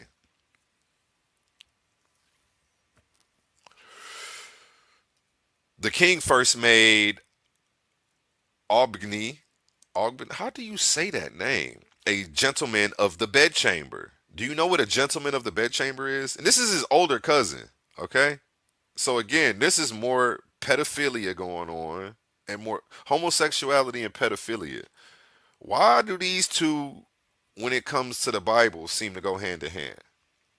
Because if you go back to the podcast I did last week, proving Jesus was gay, you know what I'm saying? You see John the Baptist at the age of motherfucking 14 leaving his girlfriend to follow Jesus, and he always got his head in his lap in the pictures. In the scriptures, he's his loved disciple who's always got his head on his breast. A bunch of little weird shit. This boy is 14 years old. And again, you know, we can give credit to the differences between the 17th century and today, but even then, you see what I'm saying? Why would they be indulging in that behavior unless they were indulging in, you know, homosexual? If you like women, you like women. You're not going to have a man's head on your lap because it's 1700. It wasn't okay then, and it wasn't okay now. Not saying there's anything wrong with it. I'm just saying if you're straight, you're not going to agree with that. King James as Young Thug is crazy. That's what I'm saying. You funny. That's oh, you laughing when I said who the fuck this nigga think he is? Young Thug or somebody? Man, this shit wild, Joe. And man, at least Young Thug was fucking with people of age. And I can't even get mad at King James because he was the one being preyed upon. But this is how this shit happens. And let me get into this, man. Isn't it? It's funny because this is how this behavior is. When I say homosexual behavior is learned, you know, he was preyed upon by his older cousin, the Duke of Lennox, who was a homosexual. King James was 13 during this relationship. He was 13 years old. He was a fucking kid. We can't even really blame King James at the age of 13 for this. He was being molested for real. You feel me? King James was being molested right here. They don't report it like that. It's funny that they say, the way they're reporting it was that this whole thing was consensual. But even if he didn't resist, is it consensual when King James is only 13 years old? It's funny. It's funny because I've been studying this shit for this whole King James situation for a minute. And that's the first time that I really looked at it the way that I just explained it to y'all. That he was molested. And how can we really even blame him? He was being preyed upon by this guy. You see him to the fucking right? No, that's not even him. Oh, no, that is him. Nicholas Hillard is the guy who painted this portrait. And for the people who say King James was black, this is a picture of his cousin. His cousin don't look black to me. So, make it make sense. Y'all be trying to make everything black. Like that's gonna make me start rocking with it. Oh, Jesus. Oh, you don't fuck with Jesus because you think it's a slave religion. Jesus is really black. Like, I don't care what color you make this nigga. The nigga, look, I don't care what color you make this nigga. It don't change nothing. It don't change the historicity on him. You feel me? I'm not about to debate what color a mythological character in a book is. I'm just not going. That really doesn't make me no. Never mind. It doesn't change the underlying facts. You know. So, and yeah, King James was definitely molested, and that's how this behavior began. And this was the first documented sexual relationship that we have with King James. I'm about to get into three other documented relationships that we have with King James. And again, I'm only sticking to the documented relationships. I'm not going over the because there's rumors about other people too. I didn't even bring up the rumors. I'm gonna let y'all find that shit on your own because I'm like, you know what? That shit they could swat down too easy. I'm gonna only bring up the shit that we got sources, facts, and a million books on. So y'all can't sit here and act like this shit ain't real. I picked and choose my battles real well on this one. You feel me? That's why a lot of homosexual individuals feel insulted when you insinuate if they've been molested, leading to their preference. Homosexuality is a choice, but if you were groomed as a child or assaulted, that's molestation and leads to abusers becoming repeat offenders. Definitely. Big facts. And that's something that, it's like this is taboo to talk about in our community because a lot of times when shit happen in our community, we'll sweep that shit under the rug. A motherfucker won't want to put, Uncle Charlie on blast. But sweeping that shit under the rug for Uncle Charlie gives him the opportunity to do it again because you didn't make everybody aware that, hey, they need to watch out for this motherfucker. So since it was all on the hush hush, nobody knew, you know? Like, that's why we got to stop doing that. And it's not even so much, it's not so much about shitting on people, but you definitely have to make the people who are around aware, for the safety of the children. Fuck a motherfucking reputation or how they feel or they feelings. I don't, man, look, you are who you are. What Jay-Z say? You was who you was when you got here. You could try to change, but that's just the top layer. You know what I'm saying? So we need to know who the fuck people are, man. And fuck that faking and all that facade shit. And I'm putting motherfuckers on blast. Flat out. Motherfuckers need to know what's going on. Throat chakra fully active. The motherfucker ain't gonna put hands on me or do nothing to me. You know what I'm saying? Motherfucker, I've never been a victim. So that's the last thing I'm worried about. You feel me? Nobody's gonna do shit to me. Let's keep it moving, man. Let's keep it moving. And thank you for dropping that, because that was really important information right here. Um, Let me drop that white background so everybody can see that shit one more time. Yeah, cause this shit real, and I don't assume that most people who are gay have been sexually assaulted. It's not something I'll assume or just ask them. They have to volunteer that information for me to go down that path. It may be in the back of my head though, but it's not something that I'll throw out there because I know that they may take it the wrong way. It's not a good assumption. But when I do talk to these motherfuckers, I'll be I'll be doing statistics in my own head. Like how many gay motherfuckers have I talked to when I asked them about their experiences? Did they say some crazy shit like that? And that lets me know it's more, you know, shit crazy. I'ma always think that it's a chemical imbalance slash I don't want to say mental illness,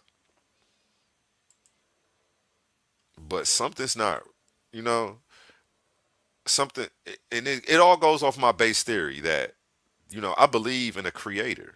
You know what I'm saying? People think I don't believe in a creator because I'm on here bashing religion every day, and I believe in a higher power or a creator. I don't think that the definition that you guys have for a god is the correct term. How do you guys have personified a god as a physical person when I think God may be a frequency or an energy? You know, um, they say everything was, if you understand this world, you understand everything is frequency and vibration. So vibration created everything.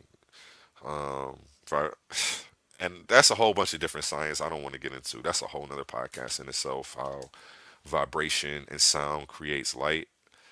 Um, hey, we got another guest in here. Let's see who we got. We got Uwe Avabe in the building. Hey, Can you hear me? yeah, I can hear you. How you feeling today? How you feeling today? I'm feeling good. I just wanted to touch base on the part where you were saying about um, how you feel like it could possibly be a chemical imbalance. Mhm. I'm going to agree to disagree because, again, homosexuality on one side is a choice. Mhm. There are individuals who genuinely like what they like, but then we have to also be honest and say that a larger portion in certain communities are not because it's by choice. A lot of it has to do with influence, Mhm. sexual assault, molestation, and it also has to do with generational curses. Like you have to look at the fact let's just take this movie for instance, Roots. Mhm. When we was watching Roots, the beginning when Kunta Kinte was getting his lessons to become a man. Not once did we see any of them doing any homosexual thing to be initiated, right? They taught them how Mhm. to hunt, how to make their weapons, took them out in the woods, and they had to be circumcised. And if they survived it, then they were men, right? Not once did we see any type of homosexual ritual, the elders and, the tribe doing gay shit or whatever like that. And I'm a bisexual woman, so I don't want anybody to be offended or feel any type of way. But Shout out y'all. Shout out y'all. I prefer men over anything. But yeah, I am attracted to women, so I can be transparent because I have friends within the community. I've been a part of the community, and this is a conversation that is hidden within the community because let's be real, a lot of people don't want to feel judged or they don't want to feel like if I open myself up to this conversation, are others going to be upset with what I have to say? Mm. Somebody has to be transparent.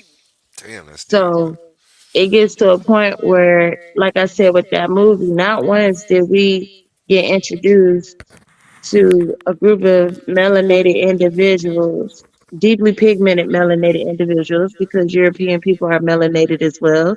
They just lack a lot of the pigmentation. But our people, our skin folk, we didn't see that as a tradition. The elders taking the younger men in to molest them or groom them or do things of that nature. They taught them how to protect, how to hunt, shit that they had to do, and the women did what they were supposed to do. Have the children, raise the children up, make the clothing, etc. The man went and made hunted the food and the woman made it. Period.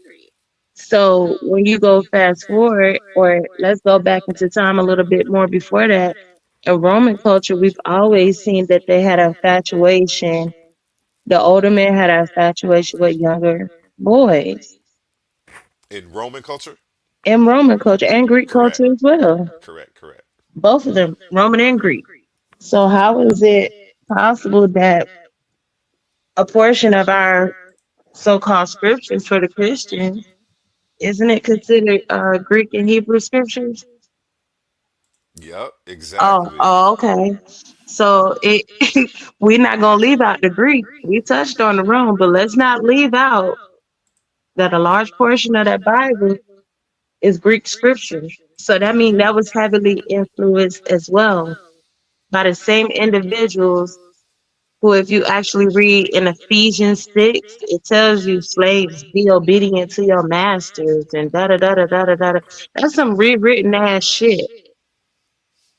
Because I don't see a God coming out just blatantly saying, slaves, be obedient to your masters like you would to me and da da da da da. Exactly. That's odd to me. Like it Right. And just then in Leviticus, you're shaming people about possibly being homosexual, but that's way before Jesus, the story of Jesus ever came out. So was homosexuality always forbidden and snuck and done, or if you had a high rank, you were able to do it, or is this a cultural thing?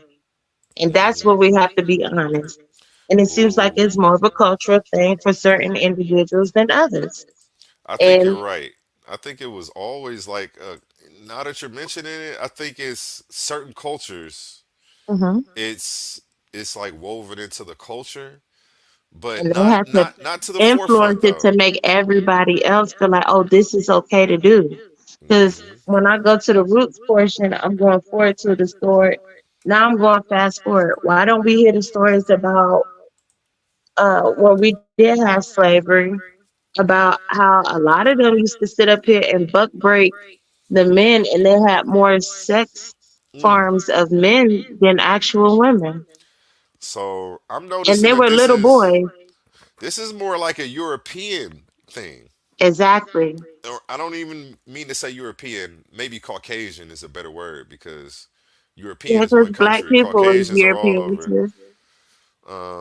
Yeah, Yeah, but exactly, it seems like exactly. it's more of a Caucasian type of thing. And when you really look at people that are like our skin folk, you didn't really, you don't hear stories of that. You get what I'm saying? Like Hmm. when you actually dive deep, and you also being a person that's really big on education, your scholarly, research, things of that nature, individuals that love to learn, we seek knowledge, we seek understanding, we're going to actually dive into our history to say, well, hold on.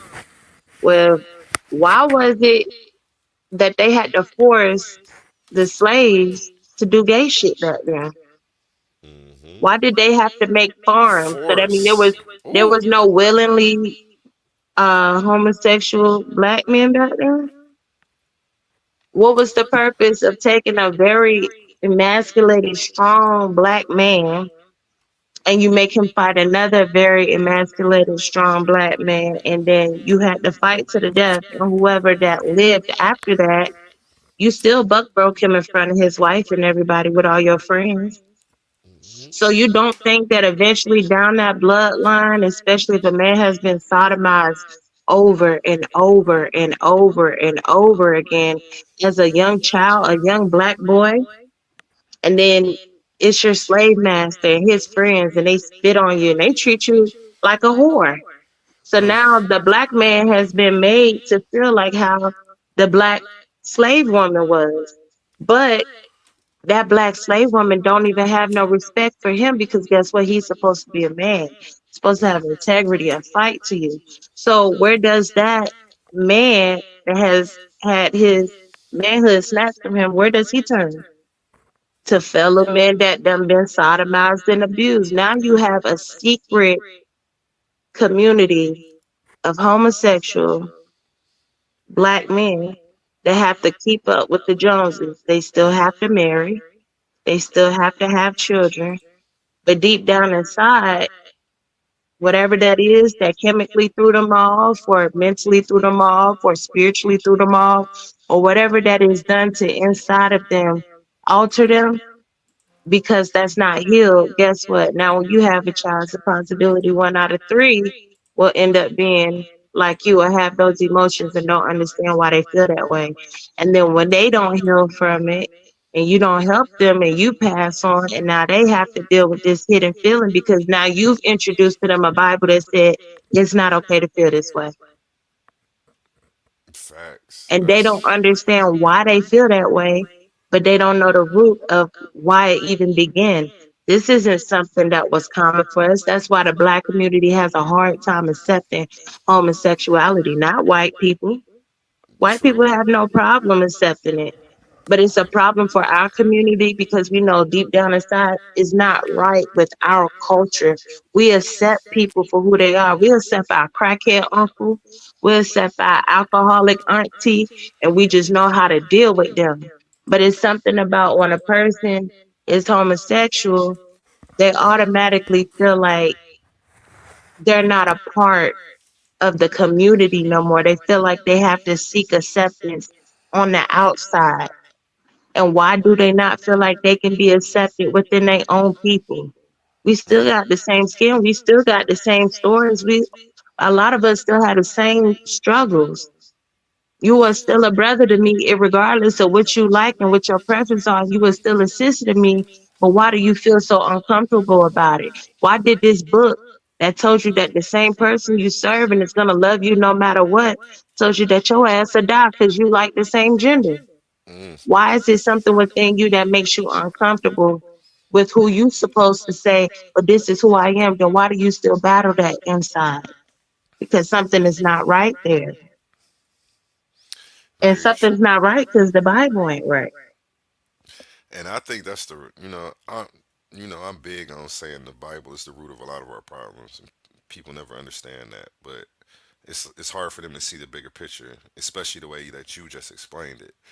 Um, it definitely promotes confusion, but at the same time, you got to check my podcast from last week. Jesus was gay, because I show a video where it explained how Paul was a repressed gay man, and if you read his writings, knowing that, it just makes Well, even everything if you read those make much. scriptures with the understanding, you will see that he was fighting those temptations. Mm-hmm. Mm-hmm.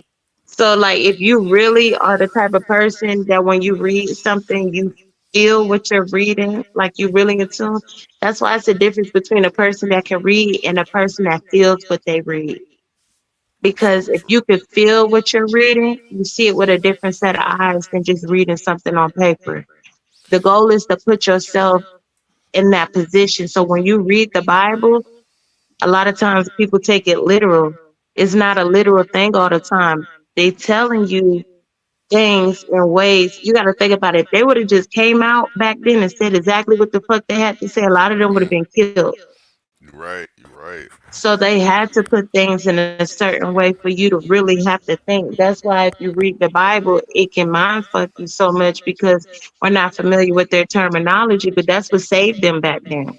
You're right, because there were so many different political agendas at play. It's like, And that's why religion became such a huge importance back then. And that's why a lot of people clung to it because, like you said, it was the political side that was driving everybody crazy. Everybody felt like they needed something to believe in, kind of like what we're going through now. You got the government doing a lot of shit, and everybody used to be fond of, their religions. And now a lot of people are not in touch with religion no more. And a lot of people are not in touch with the government.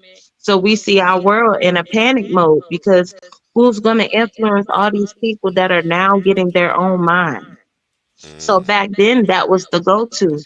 A lot of people didn't really like, you have to think about it. Christianity was something that was brand new. What mm, better way to introduce and influence the people than something that's brand fucking new? And then why would so many people think about it? Even the pagans were uh very resistful to joining Christianity. That's something you have to think about. not even just other religions, but the pagans as well wasn't with that shit. Hmm. That's why the Christians started implementing pagan holidays and traditions and rituals, hoping to appease them so they would join. So you have to figure it's something really wrong there overall. And I'm not, you know, I have family and the type of spiritual person that I am, I have to honor certain parts of the Bible for what I do spiritually to honor certain ancestors. But is it something that I live my life by? No. But do I take what I need to take out of the Bible that resonates or needs to teach me and go about my day? Yes. And But that's am how we I supposed to do it too. right? You know, Right. But I'm everything not is a sitting up here arguing with somebody about some shit. I don't know none of these niggas that wrote this bitch. That's just that. Hey, you funny. I can't call nobody up and be like, hey, what you meant when you said that in James 4:8? I can't do that. And this nigga named James back then, I thought they didn't have James back then. How the fuck a nigga I know named James in the 90s was back then? What's going on? Joshua, a lot of these names, if you think about it, they didn't even have the letter J back then. So who the fuck was these niggas? You're right. I was, yeah. Say less. Say less. I So know at the exactly end what of you're the talking about. day, it's just take what resonate and lead the rest, but you have to have the truth presented so that way you don't feel slighted. And I think that's where a lot of the anger and your passion is coming from. And I wanted everybody that is listening to understand it's not a gay bash. It's not oh you're disgusting. Cause ain't nothing like a beautiful woman and ain't nothing like a man. I could tell you both of them taste good. Okay. So at the end of the day, it's never about what you like. It's about why are you defending something that you don't even know for a fact this is what it is. With truth, a whole bunch of different things can open your eyes to different perspectives. So don't take, and that's what we have to learn. We have to learn how to let a feeling exist and let it be there and not resist it, not get upset with it, not try to fight it. So if you upset because you're hearing that King James is gay or Jesus is gay or the Bible is gay, why are you so upset with that? Exactly. Why have you taken it so personal to that point? So I want you to go And, ahead and continue. uh-huh, uh-huh. But you made a good point too. I wanted to say, and I am biased because it's like gay females is cool with me. But I don't know why. It's like if niggas is gay, I'm like, what the fuck is you doing, bro? But Like you see, that's tripping. the thing, You know what and I'm we saying? can't So, do that. but I We can can't do that. recognize my own fuckery, and that's another. Most people don't have self awareness, so I recognize where my shit hits a wall, and it's like, okay, this doesn't make sense anymore. But I'm You know what biased I'm too saying? because I'm But I can okay. admit that shit, so that doesn't make sense. Like, why would I be like, gay females is cool and gay niggas ain't? No, but Well, I'm I'm saying a that's male, so but understandable because I'm biased too. Like I have no issue with gay men, but if a bisexual man wants to date me, that's a fuck no. mm, And it's not because you're bisexual. It's just I can't visualize a man being penetrated, and I know how I get penetrated. That just don't sit well with me. But it's not like you know what I'm saying. It's not that I'm hey, judging him. Like everybody need love. Everybody like they thing. But if anybody taking dick, it's gonna be me, and that's because then that make like as a woman that causes you to kind of figure, and that put me in the mind space of Anna Denmark. Like she had 8 of this man kids, knowing her man was taking dick. damn. Like you gotta think, you had 8 children, 8, not 1, 2, 3, 4. You had 8 of this man children, knowing he was still sucking dick and bottoming for niggas. Hey, you dope. You remembered her fucking name? Yeah, I remember everything. You remember? So look, for the people who in the chat right now, she remembered King James's wife's name, and it's I remembered it. You know what I'm saying? So I know exactly who you talking about. Most people Yeah. probably wasn't paying no attention when I read that shit though. But that shit is Um, sad though, because it's like that woman was like the terminology beard. Look how far back that shit really go. Because you gotta think about it. The older men, that wanted the younger boys, they typically had beards anyway. You had to have a clean shaved face, damn near look like you just got off the titty So for them to even deal with you. you did see my podcast last week on Jesus was gay then. No, this is just shit I Okay, already because knew. I broke that shit down on the masculine feminine role in the Okay, Greek so you here. society. So But yeah, that's I'm something hip. they always did. That's why if you notice now, Hmm. like even in society now, a man, like if you notice a boy that has like feminine features and he don't have facial hair and stuff, I notice a lot of fucking like overly masculine men. Like you could tell who trade. Like they gravitate towards that person. Oh, that nigga light skin, he got a little curly hair. Oh, he ain't got no facial hair and shit. Nigga got a little physique on him. That nigga kind of you feel me? Like you'll notice old boy kind of favor him over the other homeboys. What the fuck going on? So it's like little shit like that you can kind of pick up on too because that shit be See, weird. Like, and I'm mad right now because it's a bunch of motherfuckers that's been popping up gay, and I'm like, damn, how the fuck I ain't know? Like, so you be peeping and shit. I don't know. I don't know but what the it's fuck. just the influence. And then, like I said, I'm part of the community. But when you have friends that have like they got children, they were married. Some of them are trans now, type shit. You get what I'm saying? So they telling me, "Oh, this is what you look for, whoop de woo, man. I was doing this and da da da," and it's just like, like motherfuckers is really living double lives out here to the point like you get scared. Like it ain't even a fear of what a person like. It's like health wise. Like nigga, was you thinking about your Damn. health at this time? Like, I heard and then somebody else bring up that issue of like health because like on my Facebook there's this a lot chick of that be women have exposing HIV and AIDS she from their keep men. exposing gay niggas and I'm like, well, why you keep exposing gay niggas? I'm thinking she doing it for the attention, but she keeps saying like that shit ain't healthy. Like what you were saying, like at the end of her Yeah. rants or It's a lot of paragraphs, women that and were I'm married like, to men and they have full blown AIDS or HIV right now because they men were damn. DL. And like you had mentioned earlier in the podcast, like women be like, "Oh, why you always with your homeboy? Y'all gay?" Yeah, not. I ain't gonna hold you. Like 80% of niggas is like on some funny shit when they with their homeboy 24/7. Like you can kind of tell. Like you feel me? Like I just okay. never believe it because that's not what the fuck we doing. So But that's what it I'm just saying. A man that knows himself, he know, okay, if I'm with my homeboy, we either making money, we chilling. Then I know I got some pussy back at the house, or my family at the crib, or my bitch making a smack ass meal. Nigga, I'm finna slide to the strip club with you. See these hoes. We finna throw these ones. I'm finna get fucked up, slide back to my bitch and dig in her guts. You hear me? That type shit. But when you got a nigga that want to be around a homeboy 24/7 and he catch an attitude with you, but he rather be on the phone with his homeboy all the time, like they talking like they homeboy and homegirl. Yeah, that's suspicious.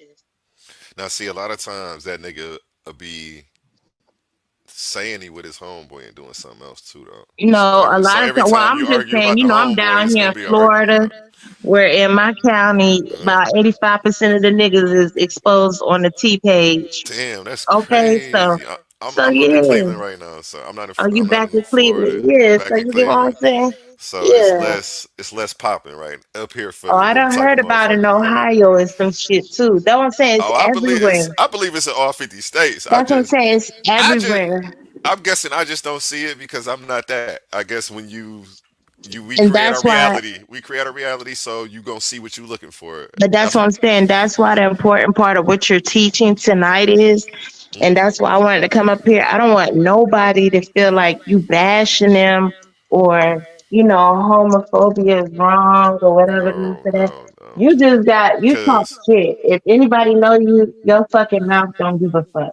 But that it comes that's from a dope. place of I care and I'm getting disrespectful because you're not understanding. But other people Yeah, don't yeah, understand that exactly. about you. So let me But put a disclaimer out right now, and let me let everybody know I got love for my brothers and sisters in the LGBTQ community. yeah, I let them may know. not agree with what y'all doing. I may think y'all are misled. I may think y'all are confused, but that doesn't mean that I don't love y'all. And if I saw y'all anywhere needing some help, that I wouldn't help y'all. So, that's my disclaimer, but Put that out there. I'm still gonna talk my talk, you know what I'm saying? So And he should, that's your right. But I just wanted to let them know, like, thank coming from a person that does have a rapport with you, a friendship with you, I know where it's coming from. And this ain't just to bash religion. That's not what this is about. It's about exposing people to how y'all listening to the same shit that's telling y'all not to do something. Just like how you just said, old boy said, how the fuck you gonna say we can't get pardoned for fucking?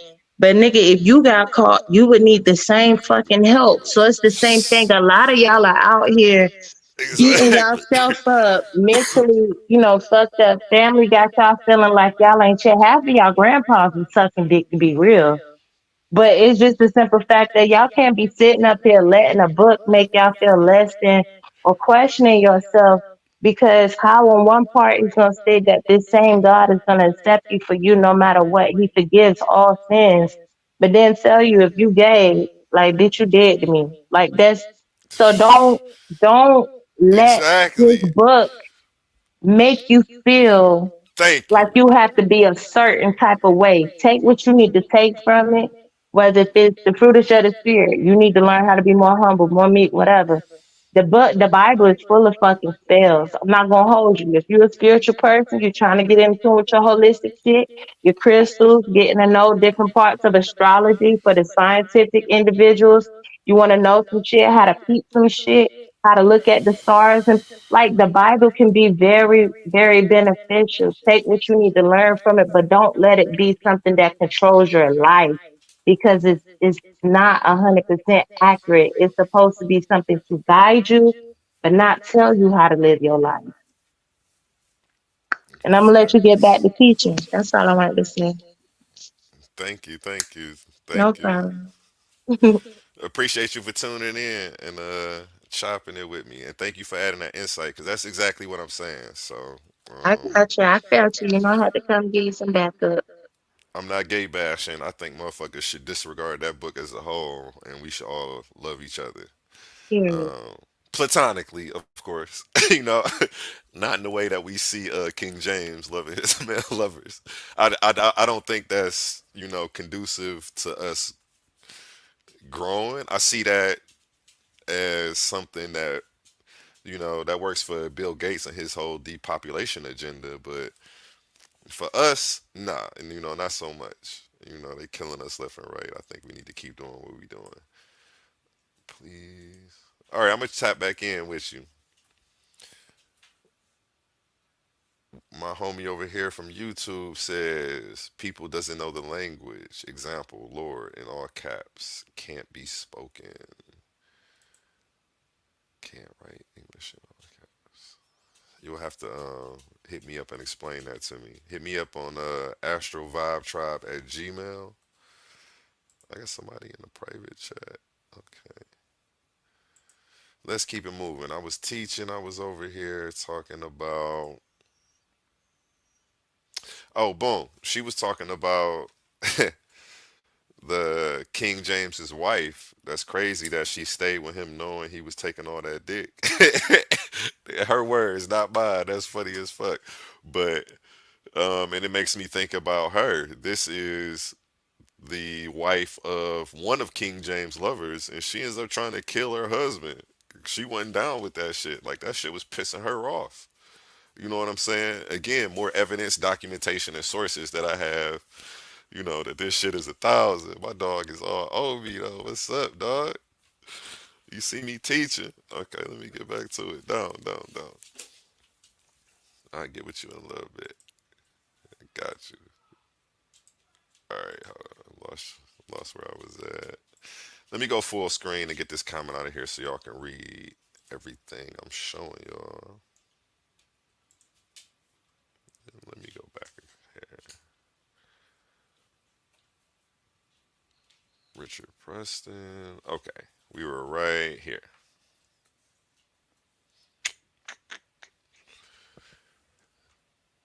Hmm. Okay, I'll just start from the top. At age 13, James made his formal entry into Edinburgh. Hey, this should be funny when I be reading all these weird ass names. Upon arriving, he met his first cousin, Franco-Scottish Lord Esme Stewart, Sixth Lord Aughney, whom the Puritan leader Sir James Melville described as of nature upright, just, and gentle. Having arrived from France, Stuart was an exotic visitor who fascinated the young James. The two became extremely close, and it was said by an English observer that from the time he was 14 years old and no more, that is when the Lord Start, is that Stuart? Is the Lord Stuart came to Scotland, into Scotland. Okay, I already read all of this. So if you just tuning in and you missed all of this, we're on Wikipedia right now. All you have to do is type in King James male favorites, and it shows you all of his male lovers.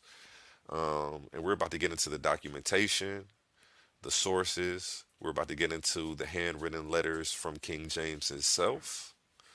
And don't argue with me, argue with the documentation. Let's keep it moving. I'm gonna read the last paragraph and we're about to go to the next page. The king first made Albany. I can't pronounce. I gotta figure out how to pronounce that shit. A gentleman of the bedchamber. Oh yeah, this is exactly where I was at. And then I showed you what a gentleman of the bedchamber is. Right. A lord of the bedchamber was a quarter of the royal household, the term being first used in 1718. The duties of the lords and gentlemen of the bedchamber originally consisted of assisting the monarch with dressing, waiting on him when he ate, guarding access. So essentially a Bentley Farnsworth. I guess with sexual benefits from, what the documentation is saying, but, you know, that's not in the original job title. Excuse me, I'm trying not to laugh at this shit. This shit is funny. It's funny because, and don't be mad at me because I'm laughing because I believed in this shit for over 28 years. Okay? Okay. So, don't be pissed off. I'm laughing at myself too. This shit is funny. I thought this shit was a thou wow. And this shit is not, man. This shit is bogus. Y'all is reading from the King James Version. This man was a known homosexual. And then come to find out that this is why most white people and white churches use the NIV and other shit, but they don't tell us because they know we too emotional and we might lash out if they be like, we don't read the King James Version. He was a known homosexual. They know black folks might want to pop top about this shit. They know we'll bust a cap about Jesus. They scared to tell us.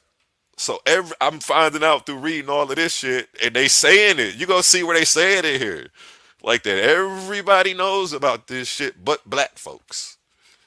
You know what I'm saying? We the only ones who not acknowledging that King James was a known homosexual. The British Museum acknowledges it. They have his fucking handwritten letters, and we gonna pull these motherfuckers up.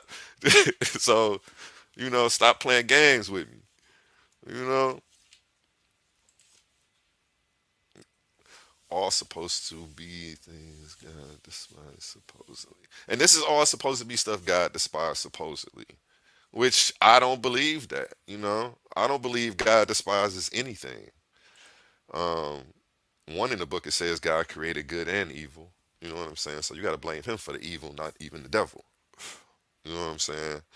Um, that's Isaiah. Just read Isaiah. Look that up in Isaiah.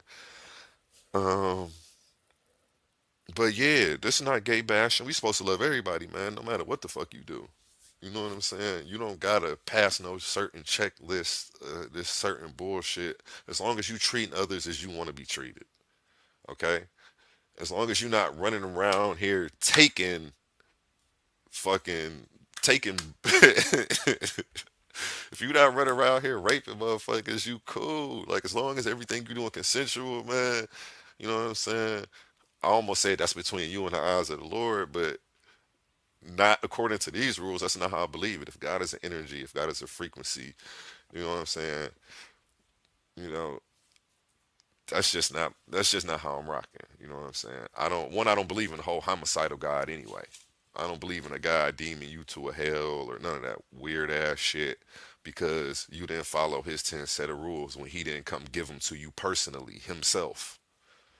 You feel me? If he didn't crack the sky for you personally, he know that you should not supposed to just follow somebody else just off some belief. He know that that could lead us into a world of disaster. So why would he set up this whole system of his faith being off of that? Just word of mouth. Like you supposed to come on. It's just if there is a creator, I think he would be highly more intelligent than me, and that's not how I would do it because I would know better. The all knowing, no, you know what I'm saying? Unless he wants confusion, disarray, disorder, chaos, violence. We got a Palestine Israel war going on right now, and this shit's all over the fucking Bible. And people who think that their homeland is somewhere. So when people ask me what do I have against the Bible, it's not even that I have anything against the Bible, but I see the problems that are being caused today because of it. And I'm fighting those problems. So I can't omit that was, the impetus of this shit. Military theater. And again, it is. It is. These motherfuckers it's a whole lot of military theater while they're, the West is stealing resources. That's not theater. The resources being stolen, you know what I'm saying? That's a reality. So all over, the Bible. Come on, man. We're still having holy wars today. We haven't learned from the Crusades or none of that shit yet. What the fuck is going on? I digress because that's not even what this podcast is about. So let me keep it moving. So yeah, a lord of the bedchamber was a quarter in the royal household. The term first being used in 1718. The duties of the lords and gentlemen of the bedchamber originally consisted of assisting the monarch with dressing, waiting on him when he ate, guarding access to his bedchamber. So he was making sure ain't nobody get up in that bedroom unless it was him. You feel me? Look, yeah, I'm gonna laugh all the way through this podcast because this shit is funny. Even the simplest shit is funny. It's funny because I have all the sources to back the shit up. So you know what I'm saying. Uh, he made sure ain't nobody get up in that bedroom unless it was him. And so he guarded his bed, his closet, and provided him with companionship. You know, last but not least, we're not gonna leave that out. You feel me? We're not gonna leave that out. Let me sip my drink. You know what I'm saying? I'm glad y'all kicking it with me. If y'all in here, smash that heart button, hit that like button, hit that share button, so everybody can get a bite of this, man. Shout out everybody in the chat. Drop it 369. Hit me with a comment just so we can tweak the algorithm. Appreciate y'all. Let me get back to the lesson. Boom. I was right here. I should use the arrows. Okay. I'm at the right spot.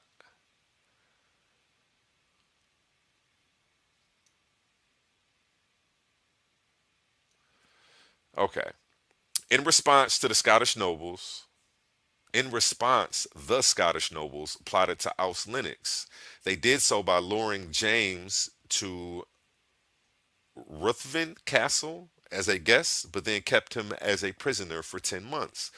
The Lord Enterprisers forced him to banish Lennox. The Duke journeyed back to France and kept a secret correspondence with James. This is King James, who produced the Bible we're still talking about, okay? So this is the Duke. He promoted his cousin, the Duke. It's funny that this is what he keeps doing because he's a king. He keeps sleeping with people and then promoting them, draping them with a bunch of gifts, and then like giving them high ranking position. You know what I'm saying? You're gonna see it's a common theme. And it's cool because I know it's a bunch of females out there who relate to that. I know it's a bunch of females who would do the same for their man right now. You know what I'm saying? If you feeling somebody and you rocking with them and they giving you that feeling that you never felt before, you know what I'm saying? You're gonna put them on. You're gonna put them in the position to come up because you want to see them shine. You want to see the people you fucking with doing just as good as you. You know what I'm saying? My dog is doing the most in the cut right now because he see I'm going. Hey, come lay down, lay down. Good girl, good girl. Stay. Sorry about that. Yeah, So I know y'all ladies can relate to that. You know what I'm saying? He done promoted his cousin, the Duke of Lennox. These motherfuckers see that he's being coerced by an older male and he's young, so they step in. So let's get into this. Let me take this banner away so y'all can see all of this. You feel me?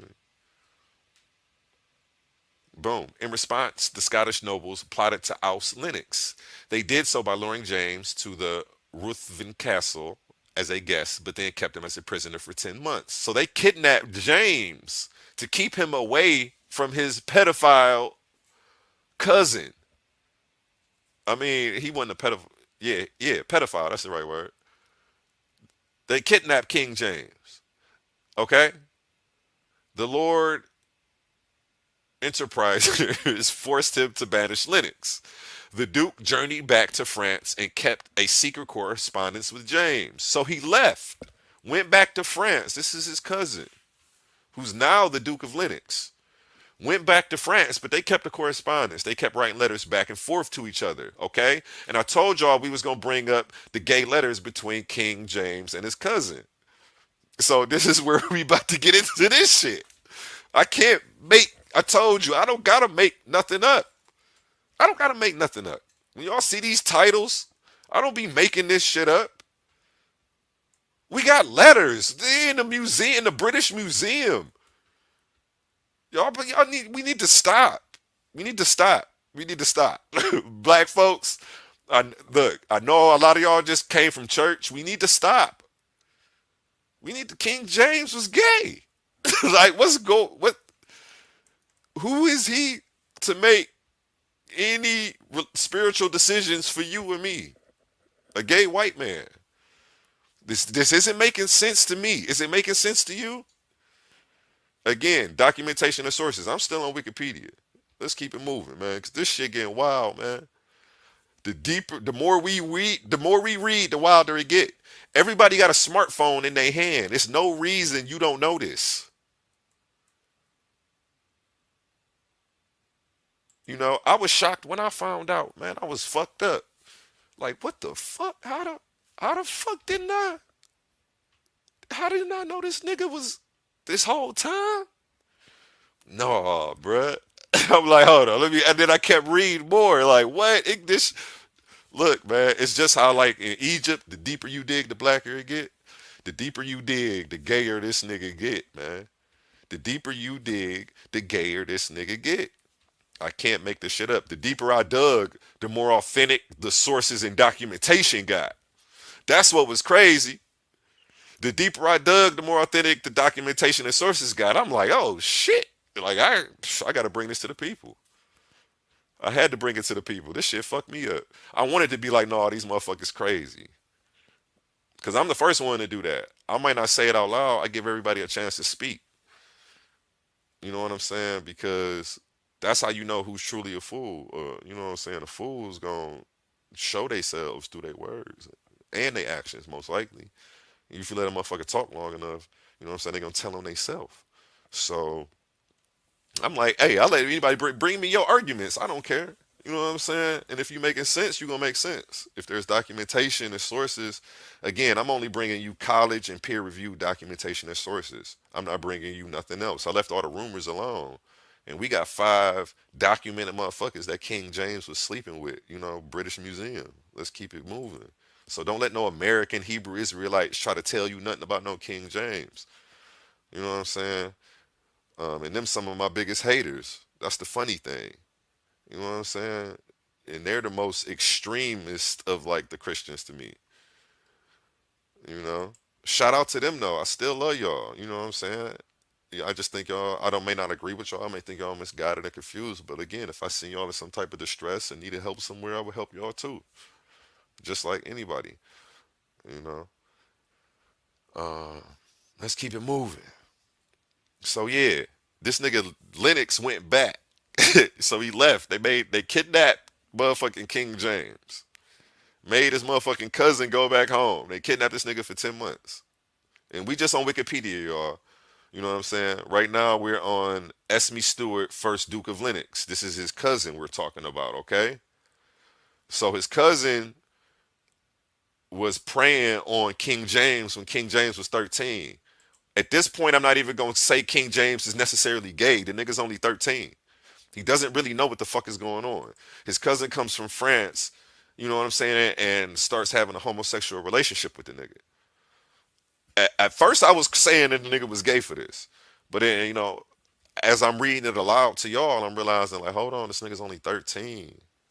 Like it hit me like, hold on, this nigga's a kid for real. Like this nigga's not gay at this point.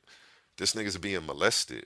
So and that's when Uwe Avabe tapped in and started shedding some insight into the whole conversation. But at this point, his cousin came and molested him. They made this nigga leave. Like, yo, you gotta go, bro. You know what I'm saying? I'm surprised they ain't whack him. And it's funny how they wrote history. It's funny how the history is written. But like Denzel said when he was sitting at that table with the Caucasian dude, you know what I'm saying? I know 90% of this shit is bullshit. He was like, but it's the 10%. You know what I'm saying? You gotta know how to read between the lines. You know what I'm saying? Now I'm understanding what the fuck Denzel meant. Let's keep it moving.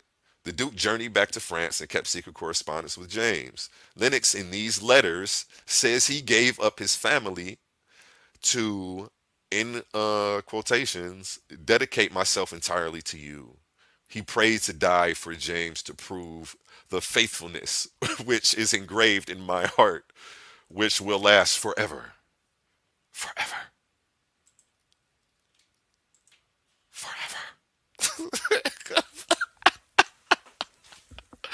I'm sorry. Look, I didn't write this shit. You know what I'm saying? King James's lover wrote this shit. Hey, what's the source? Let me pull up the source. You know what I'm saying? Because who would I to not bring you sources and documentation? You know what I'm saying? Think nothing less of me. Think nothing motherfucking less of me. Okay? Where is that? Where is that with the wrong way? Boom. This is from King James in Letters of Homoerotic Desire by David M. Bergeron. Okay? And this is put out by the University of Iowa. Okay? So you can laugh at the title and the cover if you want, but guess who put this book out? The University of Iowa. Okay? So when you go to college, this is what you're going to learn. This is what you're going to have to debate about, and these are peer-reviewed sources. So what we can't do is just discredit this information. We can't say, "Oh, these people are crazy." Y'all love, Christians love the way that one. Like, oh, them niggas crazy. They don't know what the fuck. No, yeah, we know what the fuck we talking about. Y'all about to stop playing with me today.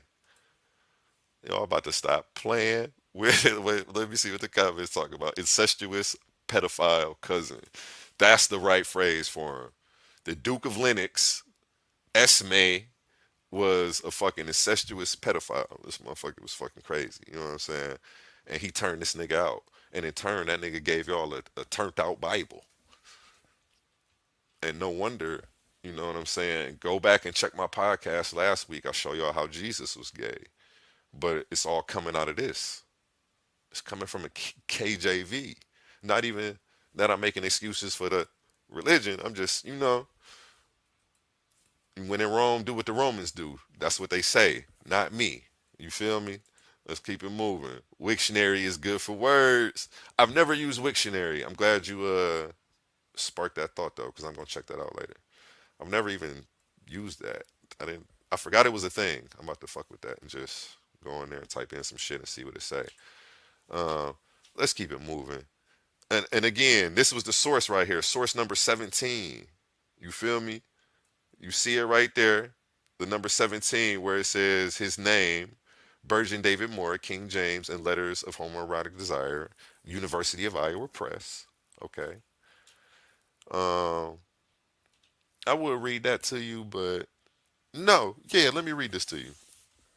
It says, what we can know of the private lives of the early British sovereigns through the unusual large numbers of letters that survive from King James the Sixth of Scotland, the First of England, we know a great deal.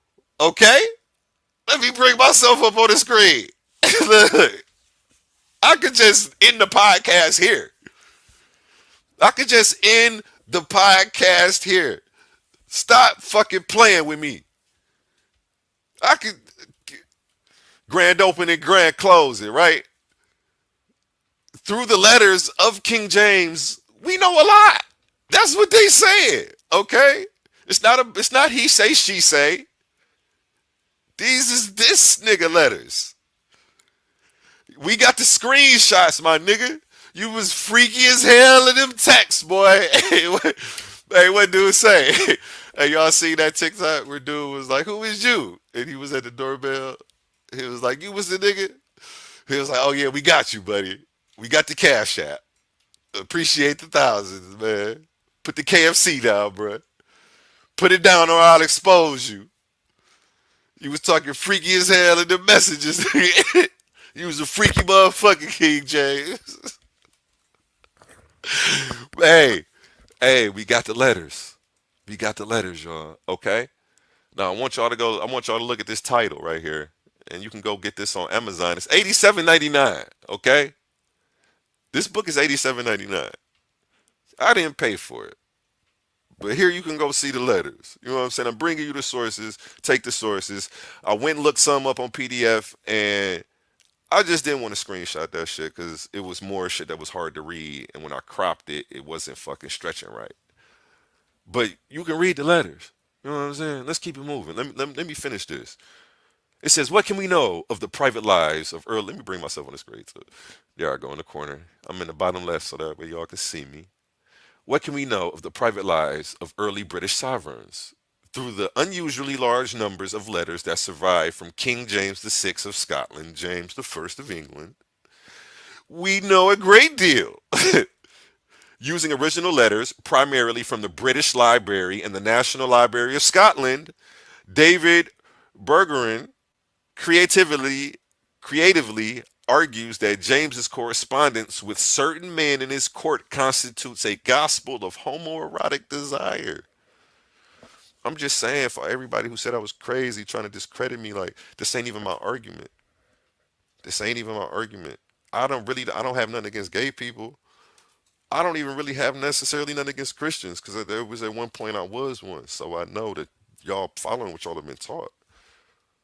You know what I'm saying? It's not until a higher perspective and a higher knowledge comes around that you know, shed childish ways. Even in the book it says, you know what I'm saying? When I was a child, I participated in childish things. When I grew out of that, we shared that, and that's what you're supposed to do. It's supposed to be 7 levels of understanding, and if you still following it and thinking everything and that motherfucker is true to the word, like you thinking you lost. You still on the basic level of understanding. You still stuck in the flesh and the physical. You know what I'm saying? Um, and it can still be decoded. I don't tell nobody to get rid of their Bibles. You know what I'm saying? Even if you got a King James version, there's a lot of shit in there that can still be used to tell the truth. Because all they did was take an older version of a Bible, which I'm going to show you exactly how we got the King James version, what versions that they took, copied from, and retranslated into this version. They didn't just write that out like that. They took a Bible that was already made. This nigga just remixed it. You know how motherfucking remember when Ed Hardy and them was like putting they shit on fucking Ford Explorers, or was it Eddie Bauer? It might have been Eddie Bauer or fucking whatever, and you start seeing that shit, or you start seeing it's two corporations merging together. So that's pretty much what happened. Um, he put his stamp on something that was already out. You know what I'm saying? Christina Aguilera can come out with a Bible, and it's the Christina Aguilera version. I'm just saying, like, how you come out with a version of some shit that's already been out for motherfucking like over 1,000 years, and then you come out with a version of it. Ain't this supposed to be God's word? Who's protecting God's word? Who's protecting God's word? You know what I'm saying? If I did believe in all this shit, I would be one of the motherfuckers that was like, hey, at least you got to be reading in the original translation if you want to understand the meaning. Because as you translate and over time, we don't even have words to go with certain words that they use, and so you lose the meaning through translation. Like and that's just something that people got to cope with. But most people, most people is just, Christianity to them is like Geico. We got it just in case. They really ain't no everyday ride or dies. You feel me? These motherfuckers is like, well, we just gonna believe in Jesus just in case he is real. You know what I'm saying? Like, we ain't gonna do the knowledge. Like, yeah, well, you got a bunch of facts. I like your facts. Your facts cool. You make a lot of sense, brother. But I'm gonna keep believing in Jesus just in case. You motherfuckers sound like a motherfucking who who sing that song? Just in case I don't make it home tonight. Yeah, that one. You motherfuckers sound like him. You riding with Jesus just in case. Nigga, you just in case motherfuckers. Uh, so no matter nothing I show you gonna matter. I could show you that King James was gay. I could show you King James pussy popping on the handstand on my motherfucking cell phone. It wouldn't make no never mind to you. You still go rock with JC just in case. You know what I'm saying? I respect it though. That type of blind loyalty, even in the face of somebody being wrong, that's a deep loyal. You know what I'm saying? And if you got a motherfucker like that riding for you like that on your team, that's a good motherfucker to have on your team. So that nigga Jesus pimping. I ain't gonna lie. You know what I'm saying? I'm gonna get like him one day. You feel me? But I need more motherfuckers riding for me. I got a lot of motherfuckers riding for me, so we ain't gotta go there. But yeah, again, this is the book where you can find this nigga's letters. This is where the letters are. Okay, again, this was the source from Wikipedia. Let me back it up one time for you so you can see what I was reading. Cause like I say, I love bringing sources, man. We're not even about to play. Wikipedia has some amazing sources. I didn't even have to, you know, do too much going outside of Wikipedia. I did a little bit. I got some shit that Wikipedia ain't gonna show you though. You feel me? I got some sources Wikipedia won't show you from motherfuckers who was alive at that time documenting what was going on. That's what's gonna fuck you up. If the letters that he wrote himself don't fuck you up, and I got a couple more. You know what I'm saying? He wrote a couple more to a couple other guys. You know what I'm saying? This guy was a poet. You know what I'm saying? I don't knock him because I remember my first girlfriend.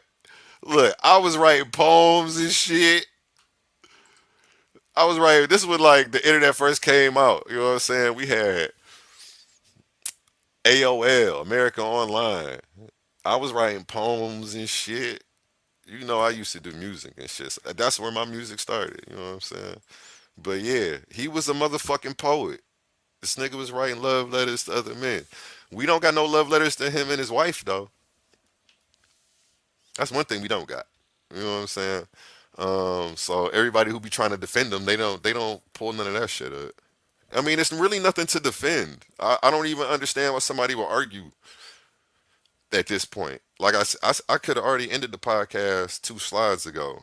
But like I say, we got 3 other guys that this guy slept with. So let me keep it moving because I do got to go to work in the morning. Over here taking all day.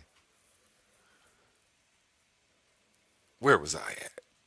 Okay, right here.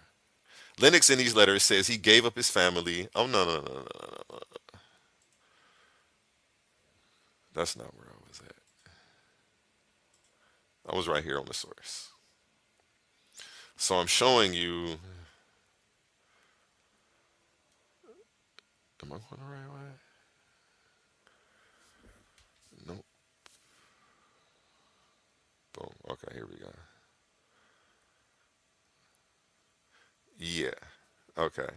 Using original letters, primarily from the British Library and the National Library of Scotland, David Bergeron creatively argues that James's correspondence with certain men in his court constitutes a gospel of homoerotic desire. Bergeron grounds his provocative study on an examination of the tradition of letter writing during the Renaissance and draws a connection between homosexual desire and the letter writing during that historical period. King James, commissioner of the Bible, translation that bears his name, corresponded with 3 principal male figures: Esme Stewart of Lennox, Robert Carr of Somerset, George Villiers of Buckingham, Esme Stewart, and Esme Stewart. Oh no, I already read that. But so that's three people right there that this book covers, and I cover those three people here too. A lot of books cover this.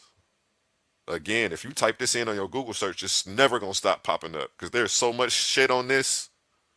You know what I'm saying? If you watching this right now, it's probably gonna keep popping up on your ass, and you don't know why. A bunch of Jesus gay shit. You just gonna keep seeing it, or King James gay. It's gonna keep popping up on your shit. You're gonna be like, dang, everybody doing videos about this now. Like, no, you just happen to tune into one, and if you like this, now that you gonna keep seeing them, cause it's a lot of shit out about this shit.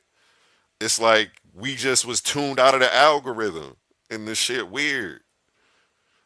You know what I'm saying? Like, this is the scholarly conversation. This is the debate amongst the scholars. Again, this book right here is from the University of Iowa Press. This ain't nobody trying to slander this man. Again, they always say that their arguments are academic. It's nothing political. They have nothing against Christianity.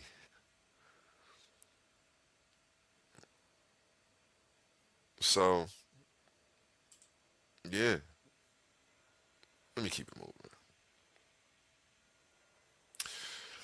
Okay, so the Duke journeyed back to France but kept secret correspondence with James. Lennox in these letters says he gave up his family to dedicate myself entirely to you. He prayed to die for James to prove the faithfulness which is engraved in my heart, which will last forever. The former Duke wrote, whatever might happen to me, I shall always be your faithful servant. You are alone in this world, whom my heart is resolved to serve. And would to God that my breast might be split open so that it might be seen what is engraven therein. This guy was a poet, I told you. You know what I'm saying? And you ladies know what them jail letters be sounding like. You got to remember, King James was locked up. They kidnapped him for 10 months and made this nigga leave. This nigga was a fucking pedophile, child molester, preying on King James. This nigga was 13. You feel me? Let me read that again. Whatever might happen to me, I shall always be your faithful servant. You are alone in this world, whom my heart is resolved to serve. And would to God that my breast might be split open so that it might be seen what is engraven therein. Woo! That's some fire. That is some fire. Ladies, tell me y'all ain't getting wet right now. Tell me y'all wish a nigga would write some shit like that to y'all. This nigga King James got other niggas writing to him like, come on. You don't write no fire like that. Come on. That's some fire. All right, let's keep it moving. Let me keep it moving. James was devastated by the loss of Lennox. In his return to France, Lennox had met a frosty reception as an apostate Catholic. The Scottish nobles had thought they would be proven right in their convictions that Lennox's conversion was artificial when he returned to France. Yeah, they made him leave too because they were saying, like, you a different type of Christian than us. Like, you gotta go. Like, we not really fucking with you. Or he was a Catholic or some shit. You know what I'm saying? Let me not. Don't quote me on that because now I'm getting him and the other guy confused for real. Instead, the former Duke remained, okay, it says it right here, Presbyterian, but died shortly after, leaving James his embalmed heart. Okay? And there's a number 18 after that. So let's see what it says after number 18. Who leaves somebody their embalmed heart? His cousin, who he was supposed to be fucking, left him his embalmed heart. I didn't even know they was embalming hearts back then, bruh. I didn't even think they had toothpaste back then. You know what I'm saying? Where the fuck? He had that saucy sense, had a bussy, busting that bussy open. I said that shit on my last one. This shit is getting wild. And the more you read, the more you know. So you can't be deceived. And that's what this is about. You know what I'm saying? Like, again, I'm not bashing. I got love for everybody, man. Um, I should break this down into three parts, but I'm about to finish this shit, man. I'm having fun. Fuck it. Let me keep it moving. Okay. James had repeated. Oh no, I'm supposed to show y'all that source for that. That he left him the embalmed heart, and that he was missing this nigga and all of that shit. Because we got a source for that. Number 18. I swear I pulled up all the sources. That's number 17. Number 18. Yeah, it says it right here. Homosexuality and Civilization by Lewis Crumpton. Yeah. Yeah. This is the cover for that. Okay. And this is put out by Cambridge University. Okay. So this book right here that says he left him his embalmed heart and that he missed him and they was fucking is put out by Cambridge University. So don't argue with me. Argue with the college. Argue with these peer-reviewed sources. Because what we not going to do is bring belief to a fact fight. That's what we not going to do. That's what we not going to do. Okay? And that's what a lot of y'all try to do. A lot of y'all just roll with what feels good. Y'all bounce from denomination to denomination. This shit makes no sense. You know? What's going on? Talk to me. You know what I'm saying? My inbox is open. Come talk to me. Please. Please. I'm going to keep it moving. So, yeah, this is the cover. Let me go back. Okay. Already read all of that. Already read all of that. Let me go forward. Okay.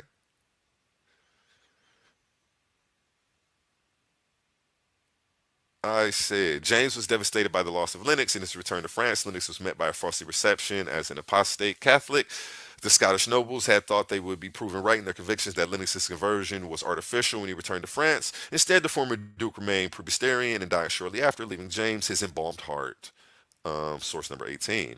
Keep reading. James had repeatedly vouched for Lennox's religious sincerity and memorialized him in a poem called Antrade of the Phoenix, which likened him to an exotic bird of unique beauty killed by envy. Again, that's the same source, number 18, homoerotic, homosexuality and civilization. Okay, so all of that comes from this source. I'm reading it off of Wikipedia, but they give the sources at the bottom. So I'm bringing the sources, and these are peer-reviewed sources. This ain't no bogus bullshit. This argument's been around longer than you motherfuckers have been alive. So for you just to come around saying they don't know what they're talking about just off some belief, and it was what somebody told because it wasn't what they taught you at your Baptist church. You niggas need, that's not how history works. Okay? And the shit's, it's disgusting at this point. It's not how history works. It's not the methodology of learning when it comes to this shit. Okay? Let's keep it moving.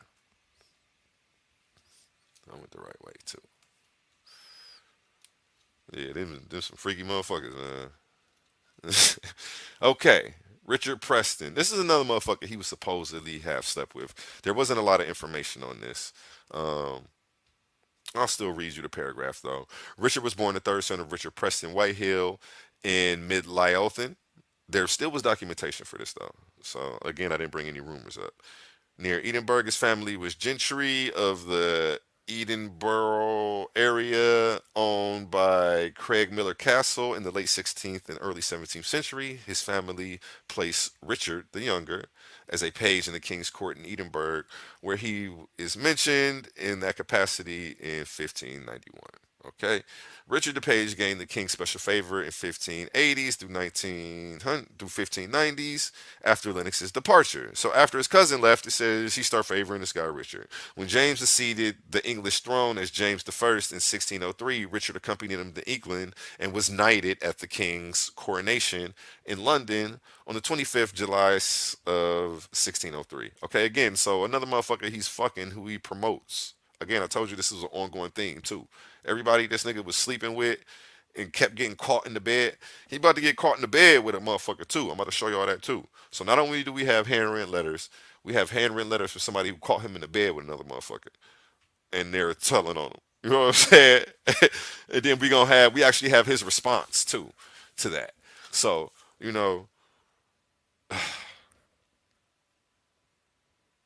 I'm just thinking, where do we go as a community with this information? People are like, well, why are you bringing it? Who how was that helping people?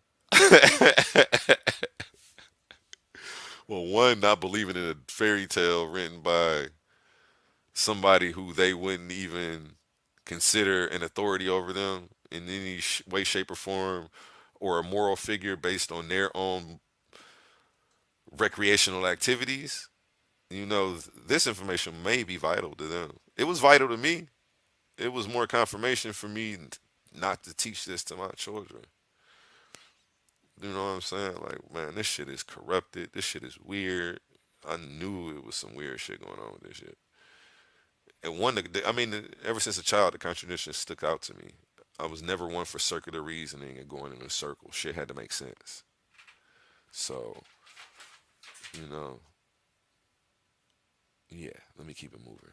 Richard DePage gained the king's special favor. I already read that. When James ascended the king, okay, he already promoted this motherfucker to coronation in London on the 25th July of 1603 at the old elaborate ceremony that included the bathing of the new knight. He then was made groom of the privy chamber. Okay, privy means it's a need to know. So, yeah, if you need to know, you know, and if you don't, you don't. So who was privy to this? The people that needed to know. It's out now though. We got the screenshots, baby. But yeah, so this is the same thing as Lord of the Bedchamber, where I showed you he was in charge of grooming and dressing this nigga. You know, so after King James had gotten preyed on, he started preying on other motherfuckers. In 1607, Richard was appointed constable of Dingwall Castle in Scotland. He brought the Barney Dingwall on the 8th of June, 1609. The king created him Lord Dingwall. Like, again, there wasn't much on this. In London, the king met in 1608 Robert Carr, who became his favorite and seems to have supplanted Lord Dingwall now as he was now in that role. So yeah, Robert Carr is who we got coming up next, though. Robert Carr was somebody who he was very, very, very, very, very, very, very, very, very, very, very, very, very, very, very, very, very, very fond of. You feel me? You feel me? Extra emphasis on the very. And you gonna see why. You know. In 1609, Preston attended the Ascension Day tournament and presented the pageant of an artificial elephant designed by Indigo Jones, which made his way slowly around the tilt yard. And again, if you read these sources, they give a little more insight into this. The general reading didn't give much, but it wasn't no wow factors on this one. But it was on the Wikipedia, so I wanted to go ahead and breeze through that because it's just another name. And if you may find more information on your search than I did on mine. You feel me? Because I hope everybody takes this and does their homework. I don't want anybody, don't believe nothing I'm saying. Take everything with a grain of salt, one ear and not the other. You feel me? And take it and research it on your own time and see what you come up with. You know what I'm saying? And see if this shit resonates with your soul. And if it doesn't, get rid of it. If it does, keep rocking with the book. You know? That's not up to me. If it helps you, and then if it, again, I'm not bashing. I'm bashing in an attempt to wake people up. But if this shit generally helps you get through the day, then keep rocking with it, man. I hope you don't even check this podcast out. I hope you already tuned out of this shit. You know what I'm saying? Most of y'all are already smart enough to do that. Most of y'all know where y'all cognitive dissonance in and y'all common sense actually starts.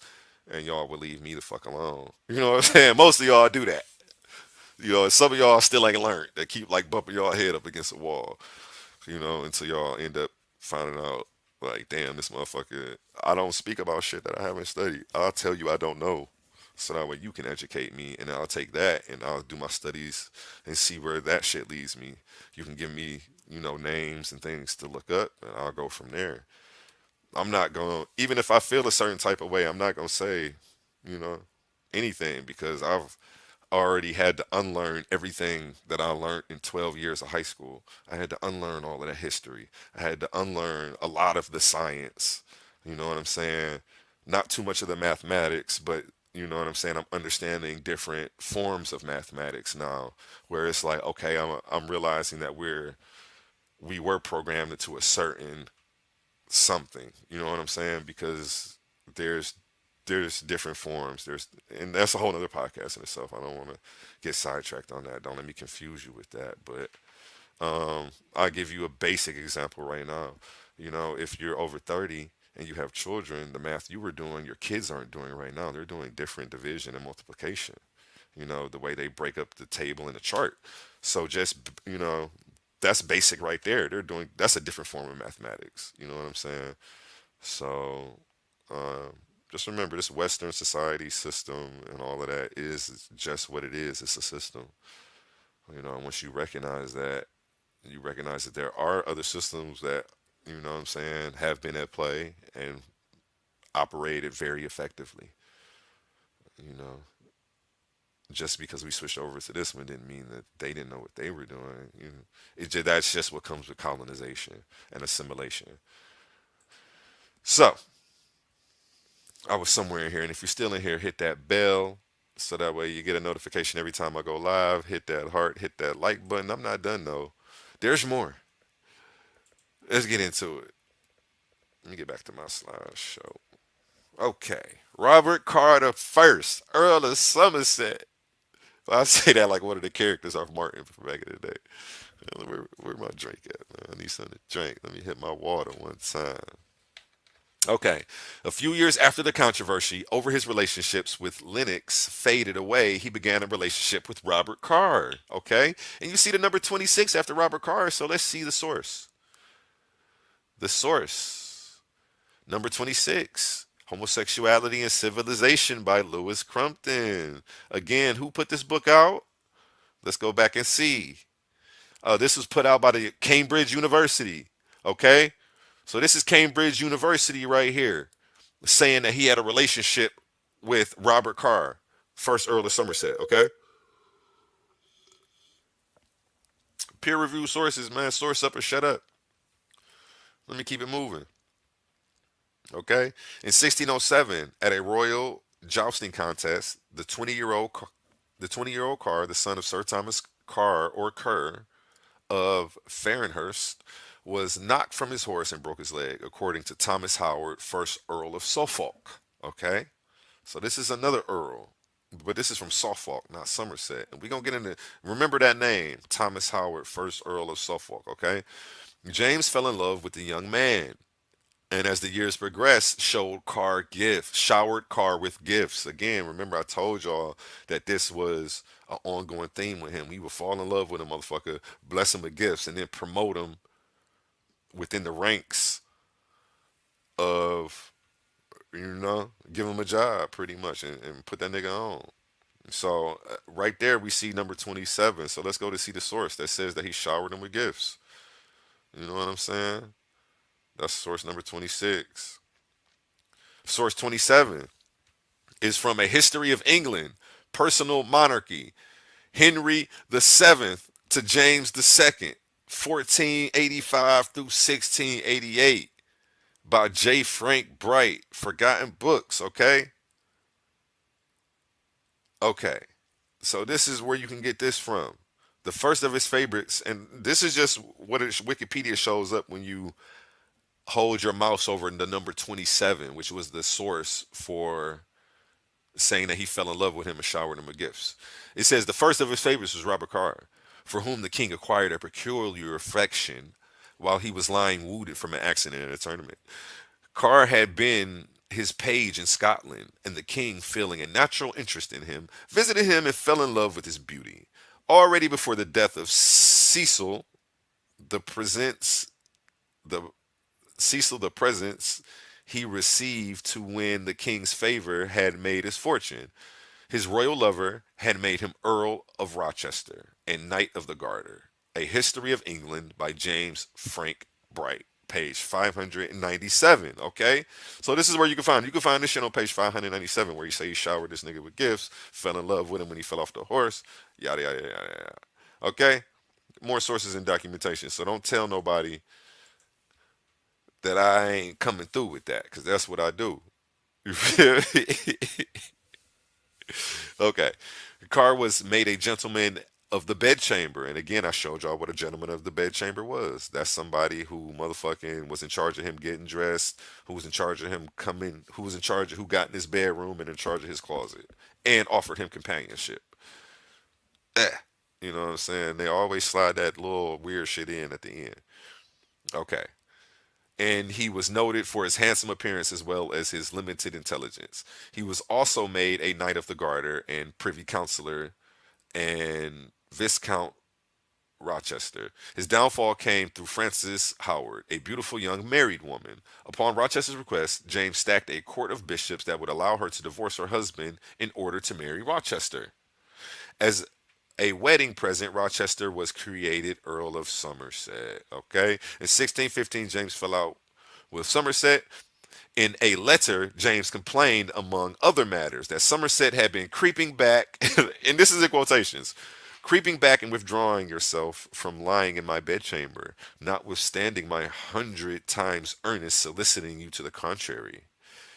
And that he rebuked James more sharply, bitterly than ever. My master, what is that word? Boshing and durst do.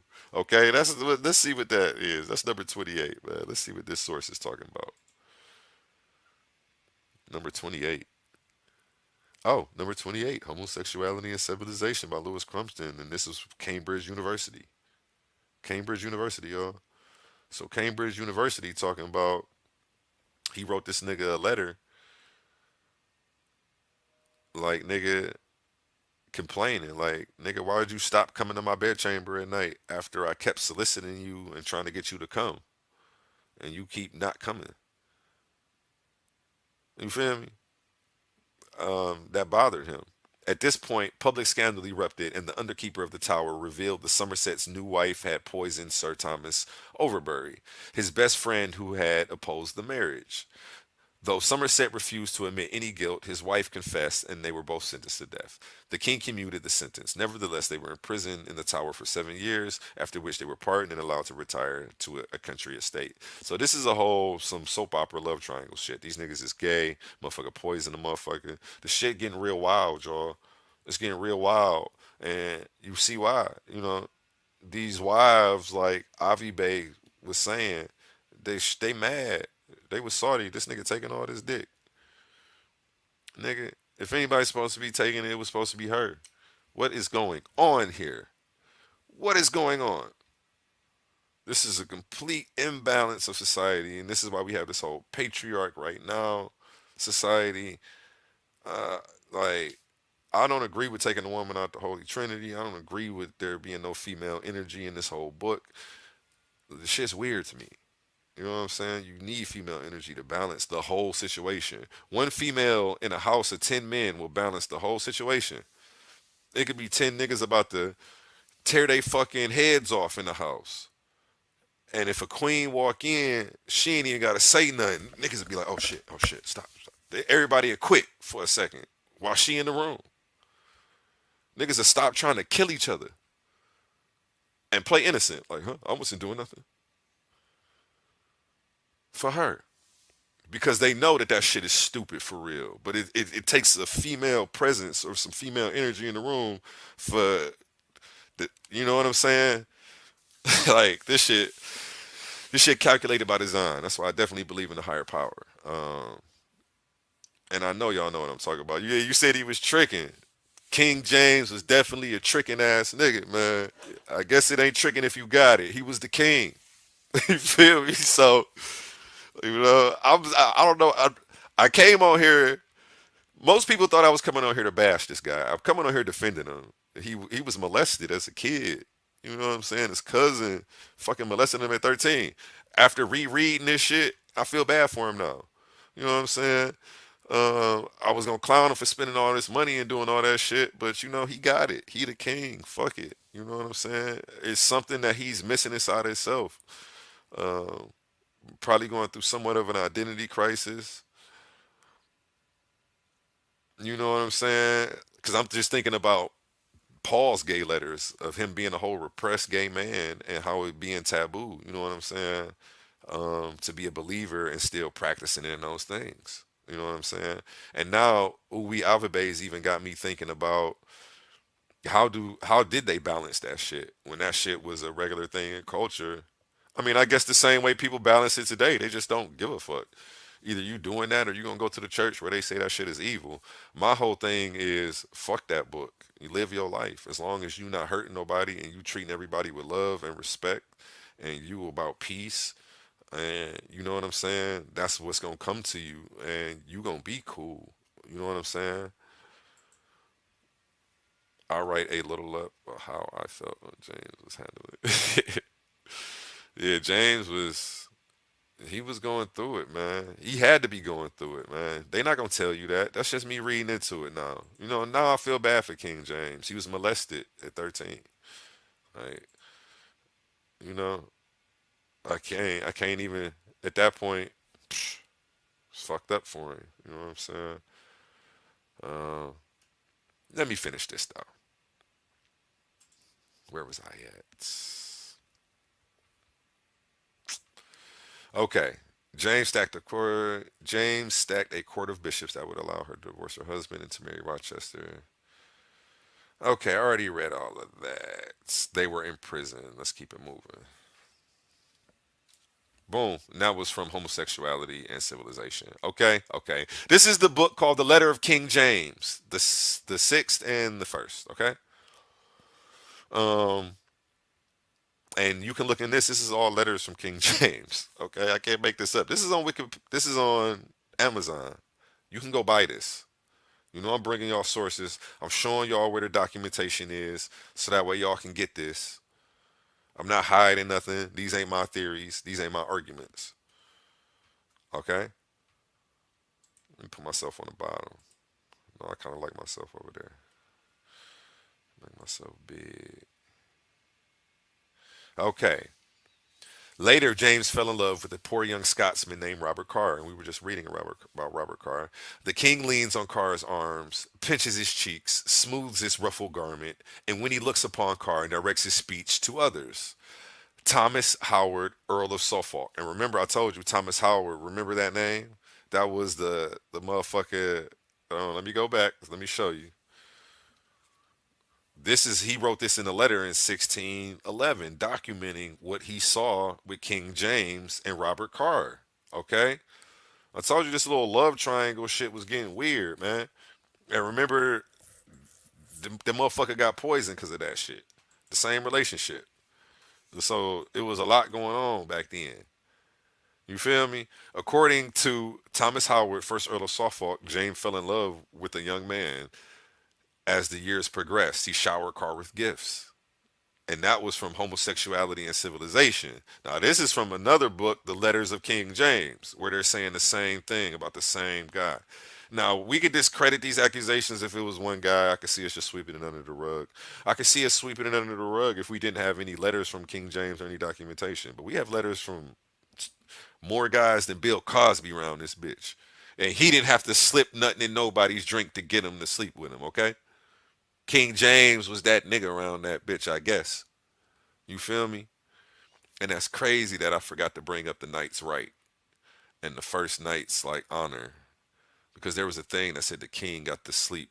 Like if you married a woman, the king had the right of sleeping with her first. And that was like the law of the land. But King James was using it to sleep with men. And I'm gonna show you that too. That's gonna really gonna fuck you up when you read this letter. Um, so yeah, again, we right here. Okay.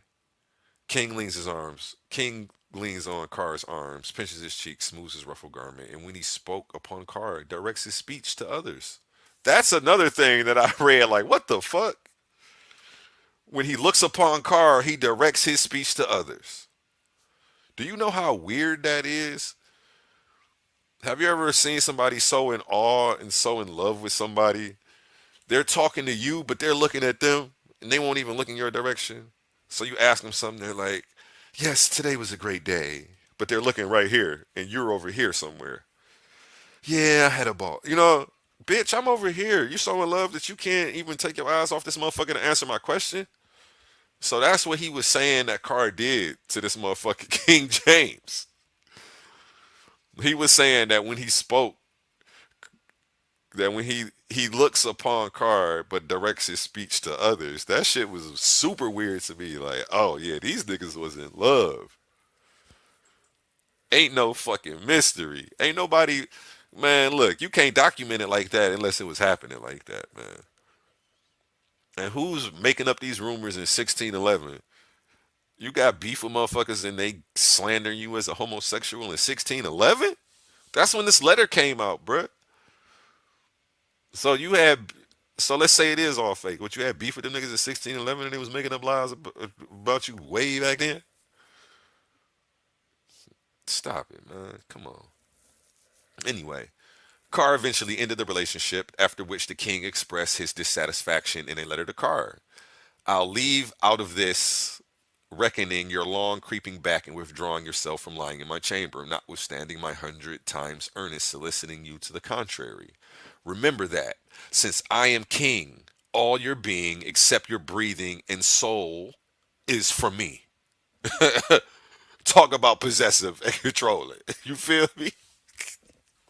Talk about possessive and controlling. Talk about possessive and controlling. You ain't seen a love quarrel till you seen two gay motherfuckers fighting in the streets. Them motherfuckers beating each other up like motherfucking gorillas. Two strong ass motherfuckers. Passionate and love fighting. Worse than any fucking man and female fight you could ever see. You don't want to see that. That's scary. Motherfuckers kill some shit.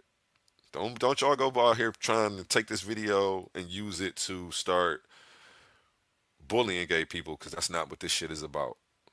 Okay? And I want y'all to hear me. This shit is not about bullying gay people.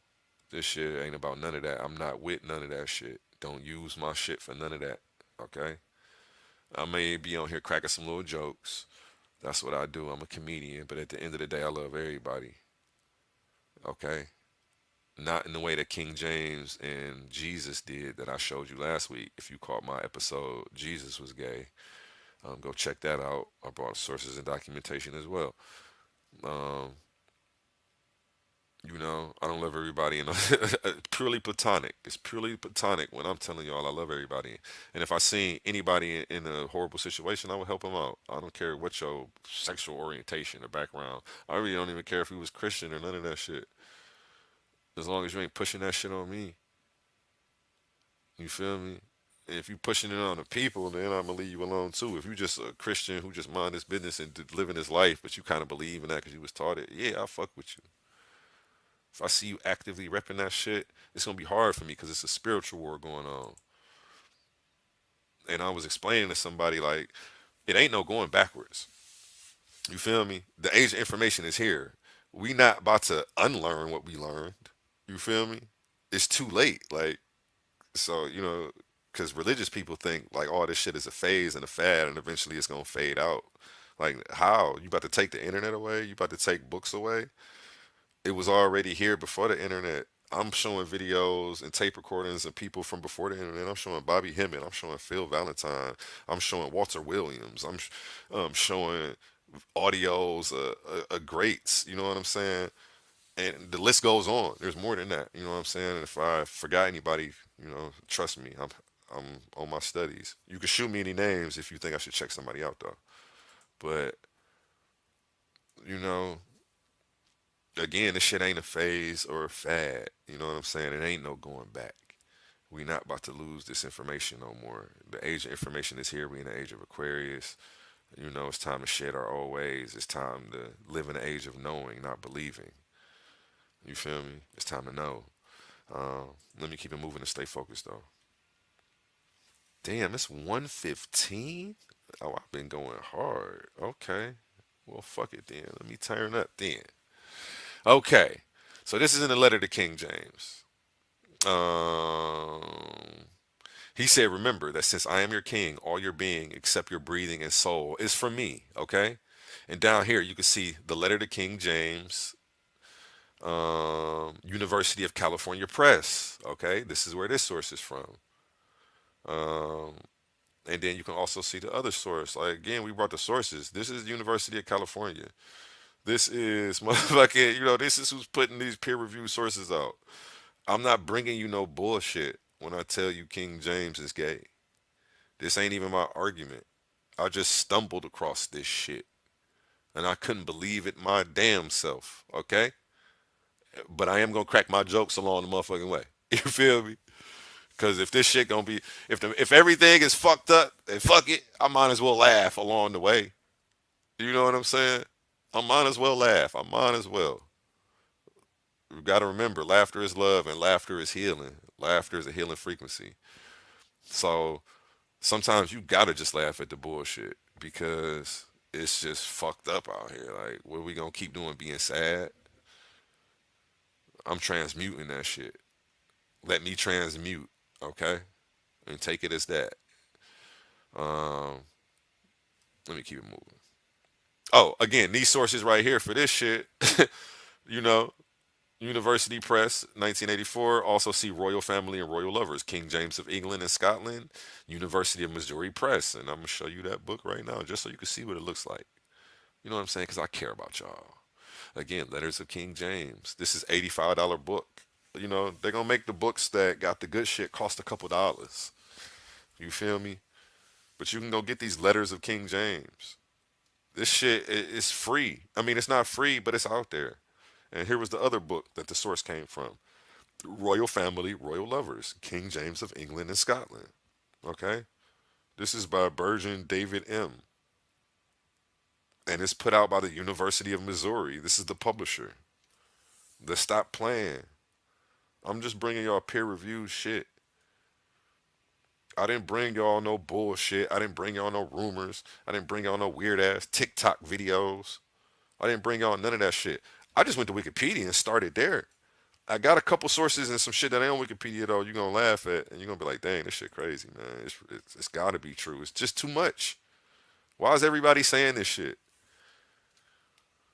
Okay, this book right here, The Lion and the Throne. James's sexual orientation was so widely known that Sir Walter Raleigh joked about it in public saying King Elizabeth had been succeeded by Queen James. This nigga is funny. This is Catherine D. Bowen, The Lion and the Throne, okay? And she's a world renowned, award winning writer. You know what I'm saying? For her works. Look her up. Look her up and just see how many awards she won. I ain't playing.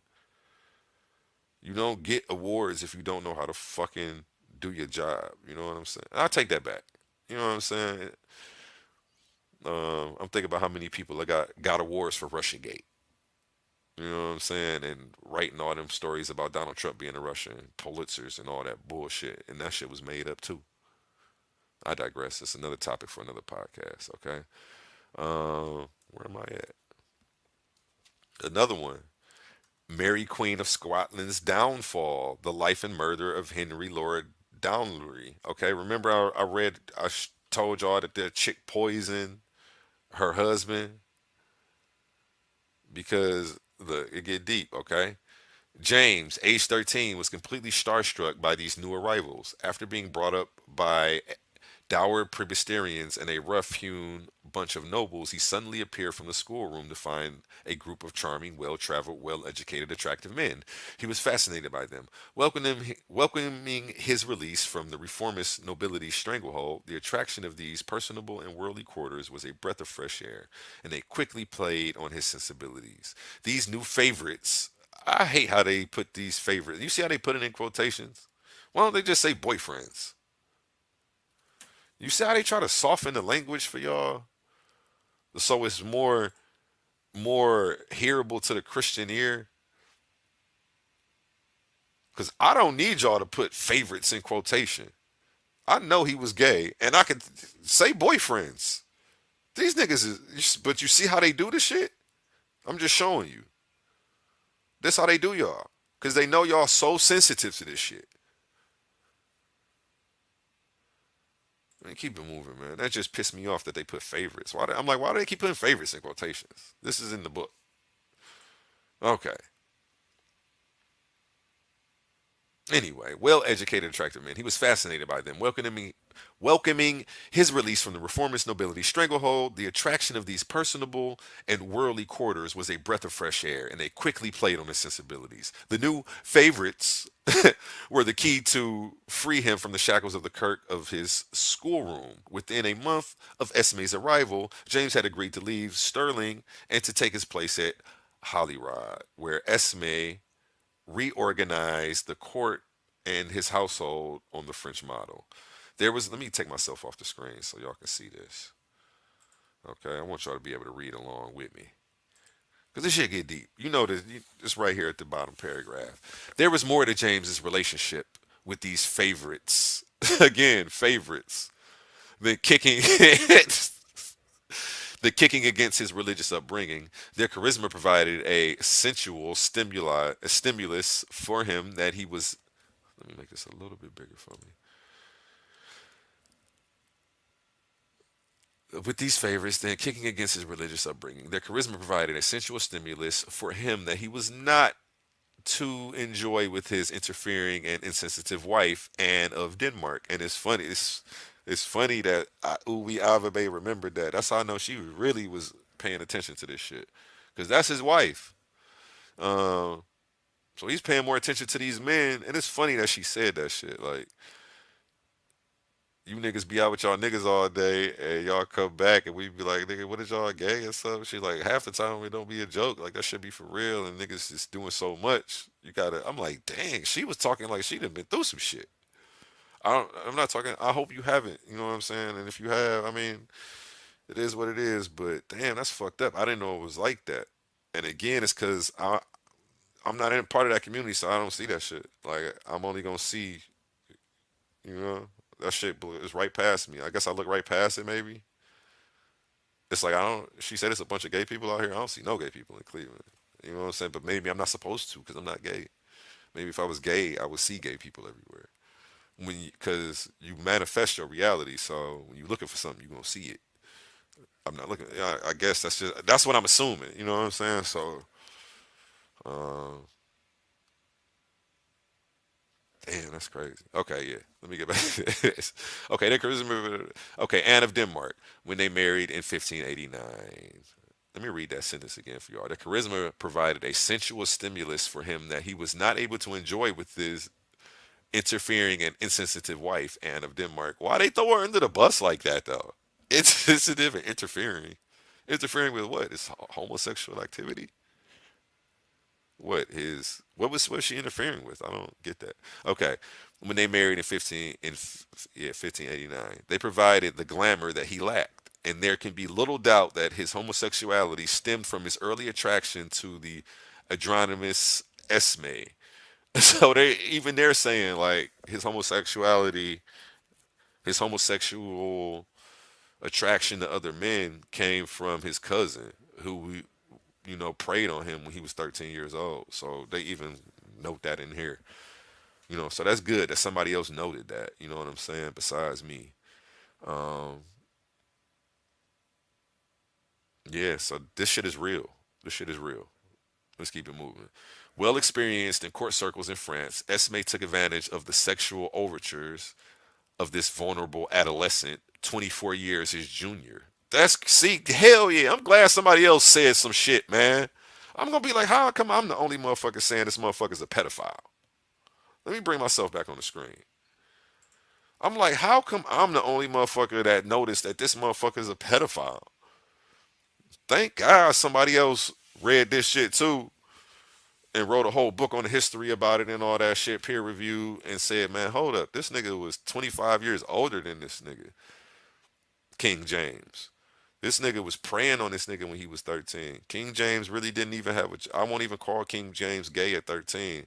I'll say he was being molested by somebody who was gay.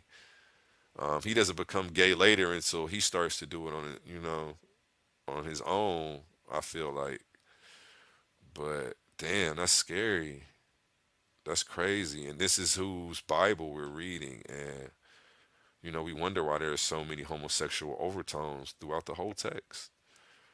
From Paul to David, Jonathan, Saul.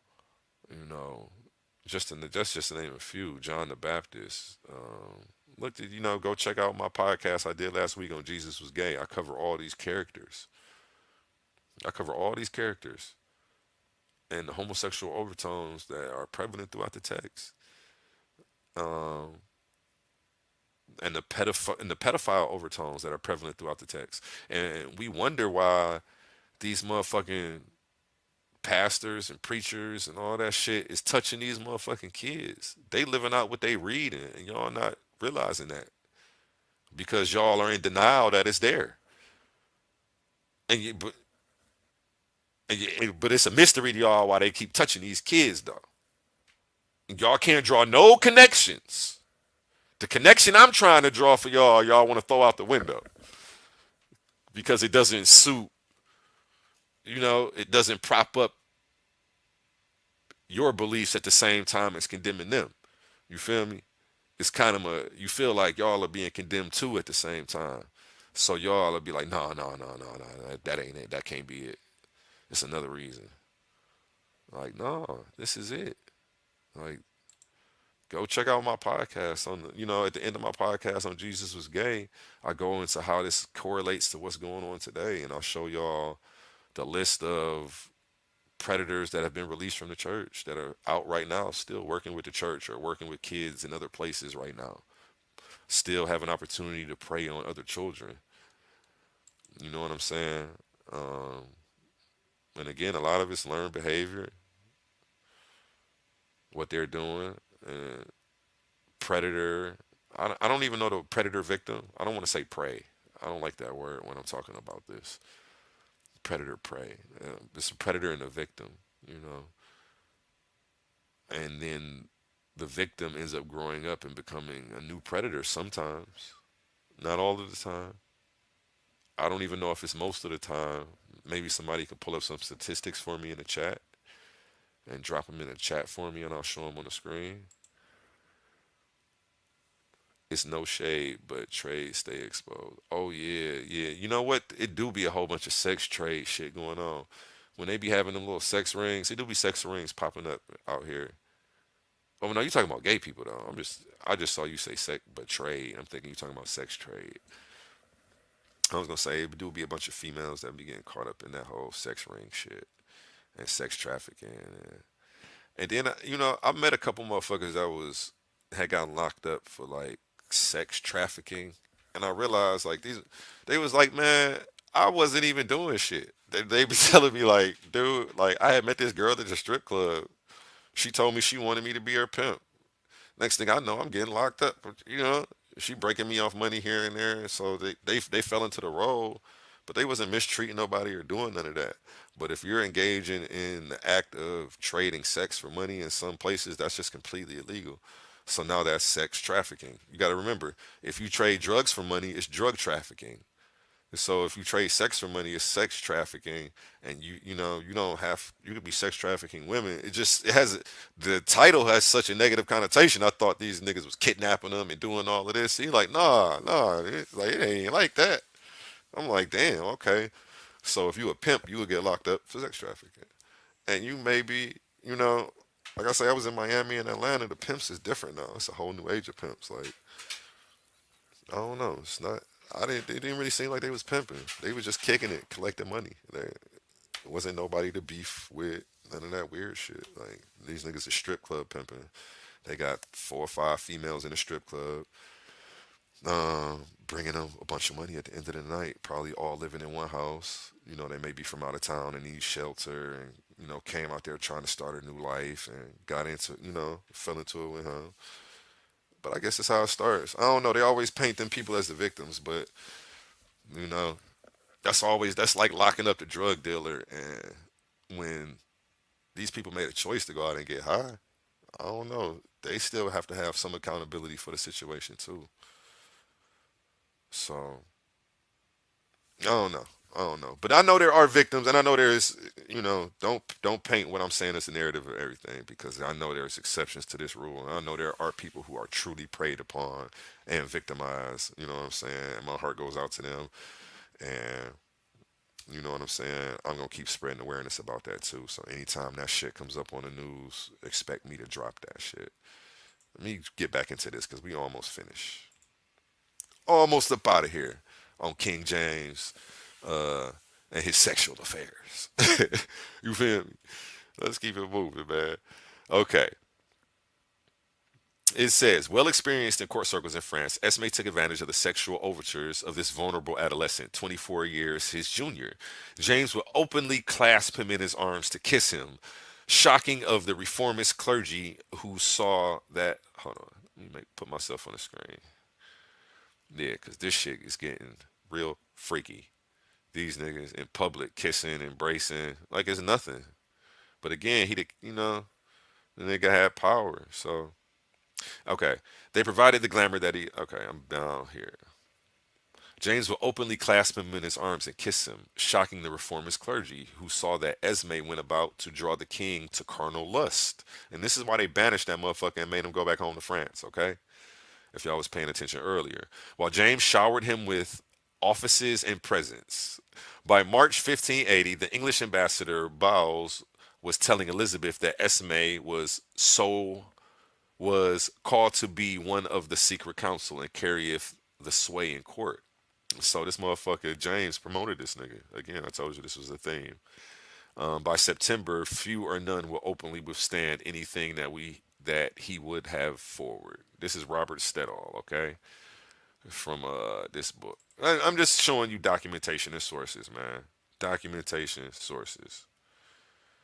Look Robert Stedall up, another well-renowned author who's wrote numerous books on this topic and situation. I didn't bring you nobody who was suspect. And none of that shit. You feel me? Let me keep it moving. Now, this guy right here, he was a fucking white Christian racist, okay? But he still told the truth about King James, nonetheless. You feel me? Um, this book right here, James the First, by Otto J. Scott, okay? Um, and in this one, it says King James was a known homosexual who murdered his young lovers and victimized countless heretics and women. His cruelty was justified by his divine right of kings. And if you know anything about divine right, um, you know that if you're the king, you're supposed to be able to do whatever you want because you're the king ordained by God. You got to remember there wasn't really a separation between church and state at this time. So, and I almost want to look up divine right. Let me look up divine right one time because y'all gonna be surprised when I pull this up.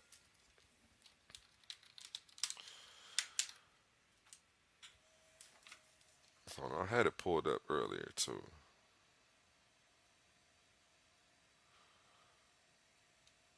Got it right here. Divine Right of Kings, First Night.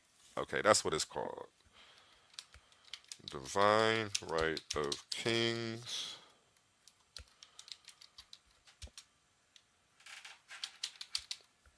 First Night on Google. Okay. Now let me share my screen. When you type in, let me stop that screen share. Present. There you go, right there. Boom. Okay. Boom. I'm sure y'all can all see that. Let me make it a little bit bigger for y'all. Okay, okay, okay. Okay. I typed in Divine Right of Kings First Night. The phrase prima nocta, based on the Latin first night, is shortened and corrupted from just prima noctis, right of the first night. It generally names an ancient tradition in which all noble lords, whether kings or dukes, had the right to have sex with any of their female subjects, regardless of their will and or objection, is what it's going to say. Um, this is what King James was using to sleep with other men. Okay, so he was using this divine right, saying like that's why in that letter he was like, your soul and your body belongs to me. Everything. No, he said everything but your soul belongs to me. Your breath, your body, all of that. He was saying that to the one guy. Like this is because he was using this divine right of kings to go. He became. I told you, when the predators, when the victims, when victims go bad, they become predators, and they're just passing. They're just doing what was taught to them. It's not right. It needs to be stopped. But it's a pattern. Uh, it's not the whole situation. It's not everybody, but that's how a lot of this shit is been spreading around. People being victimized. So we need to spread awareness to that again. So yeah, it's fucked up. This nigga King James was taking the bussy, the boy butt. King James is out here forcing himself on people after being freaked upon by his 20 a cousin who was 25 years older than this nigga. We can't make this shit up. History's a lot more crazy than any story you can make up, man. Let me share my screen again. I was on. Boom. Okay, so we're here on James Otto Scott. He says King James I was a known homosexual who murdered his young lovers and victimized countless heretics and women. His cruelty was justified by his divine right of kings. Okay, so you can go read that in that book. Okay, now I don't even know how to say this guy's name. Erasmus. Okay, this is the guy who helped King James put the Bible together. Okay, although the title page of the King James Bible boasted that it was newly translated out of the original tongues, the work was actually a revision. Hold on one second. I gotta come on here. If you still in here right now, hit that like button, hit that share button, hit that bell so you get a notification every time I go live. I appreciate it. Okay. I'm just seeing what y'all seeing. I can see myself. Perfect. Although the title page to King James boasted that it was newly translated out of original tongues, the work was actually a revision of the Bishop's Bible of 1568, which was a revision of the Great Bible of 1539, which was itself based on three previous English translations from the early 1500s. So the men who produced the King James not only inherited some of the errors made by previous English translators, but invented some of their own. Okay? Desiderius, Desiderius, Desiderius, Desiderius, Desiderius, Derez Deshawn. No, let me quit playing. Okay. Desiderius Erasmus was a Christian humanist who collected Greek and Latin New Testament manuscripts and compared and edited them, verse by verse, selecting what he considered to be the best variant passages until he compiled what came to be known as the Textus Receptus. Okay, go ahead and look these terms up. Don't be shy, y'all. Google is free. You already paying your phone bill every month. Go ahead and use it, okay? You Google all this stupid shit. Go ahead, Google this. Let's go. Okay, Textus Receptus. Early English translators of the Bible, like those mentioned above, were based on his Textus Receptus. Erasmus was also a monk whom some historians believe engaged in homosexual activities. Okay, well, I got both hands on that Bible. But without both King James and Erasmus, the most widely touted Bible in Christian history would never have been produced. The King James Version, or shall we say the Gay JV Bible. Okay, this is from Skip Church. This was an article from them. But yeah, when I went ahead and typed, I got this picture from Wikipedia. And then, I had to go ahead and Wikipedia this nigga. You know what I'm saying? And when you type him in on Wikipedia, yeah, they came with it. They verified everything, or I wouldn't even have this guy on here. They verified it. Okay, when you type this guy in, you go to ordination, you type his name in, go to Wikipedia. Okay, go down to ordination and monastic experience. While at Stein, Erasmus fell in love and formed a passionate attachment with a fellow canon, Servetus Rogerus. That's crazy how they freak them regular ass names. Rogerus? You don't need a US on the end of Roger. Okay? We gonna call him we gonna call him his name. Okay. And wrote a series of love letters. And what is it with these guys and these love letters back in the day? These niggas just couldn't wait to express their love for another man and write him a letter. This shit is, I guess, okay, cool, because now we got evidence of it. So, I can't be too upset, but damn, this shit is, these are supposed to be the forefathers and the people who helped bring us the King James Version of the Bible, though. I got a problem with this. I got a problem with this. And this is why this is not something I'm going to follow. Okay, again, he said, while at Stein, Erasmus fell in love and formed a passionate attachment with a fellow canon, Servetus Rogerus, and wrote a series of love letters in which he called Rogerus half my soul, writing that I have wooed you both unhappily and relentlessly. What? What? Hey, ladies, I know y'all wish y'all had a man write y'all a love letter like that. Y'all barely get a text back. And when a nigga do text back, he don't even respond to the whole paragraph. He only responds to the end of it. These gay niggas, y'all losing y'all men to the LGBTQ community, and y'all keep wanting to pump these men up and prop them up and put them out there. But these y'all are the ones losing out. I don't get it. Y'all stop. It doesn't make any sense. Okay. Okay, let's keep it moving. Wait, do I got a source for this? What's the source on this though? It says number 24 after his name. So let's see what that source is. Oh yeah, I got the source. Number 24. No, that's number 25. Okay, number 24 and number 25 are the same. Oh, this is number 24. Okay. A history of Christianity. So this is in the history of Christianity. It says this. Okay. And this is the guy who helped bring you the King James Version of the Bible with King James. This guy was a known homosexual as well. I can't make this shit up. And you see where we getting it from. Number 24.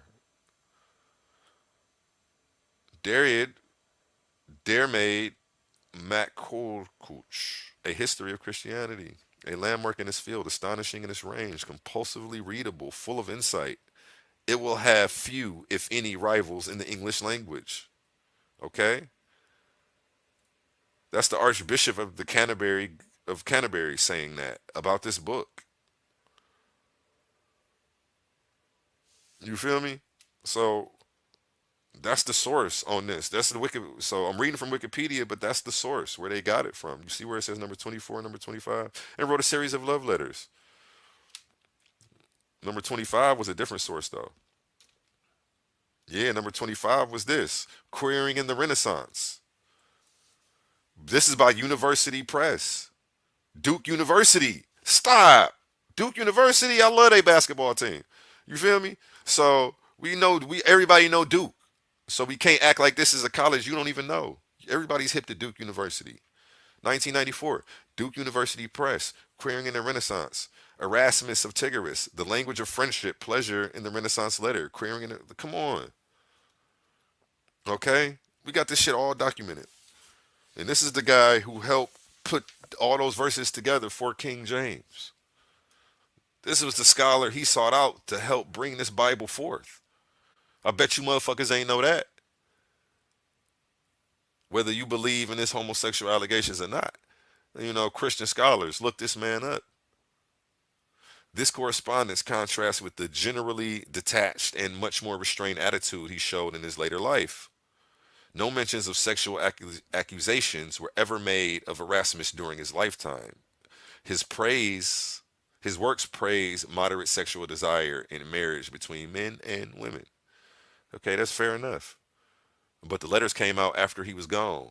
So we're not going to get past that. Who cares? Who cares? Motherfuckers. Okay? Okay.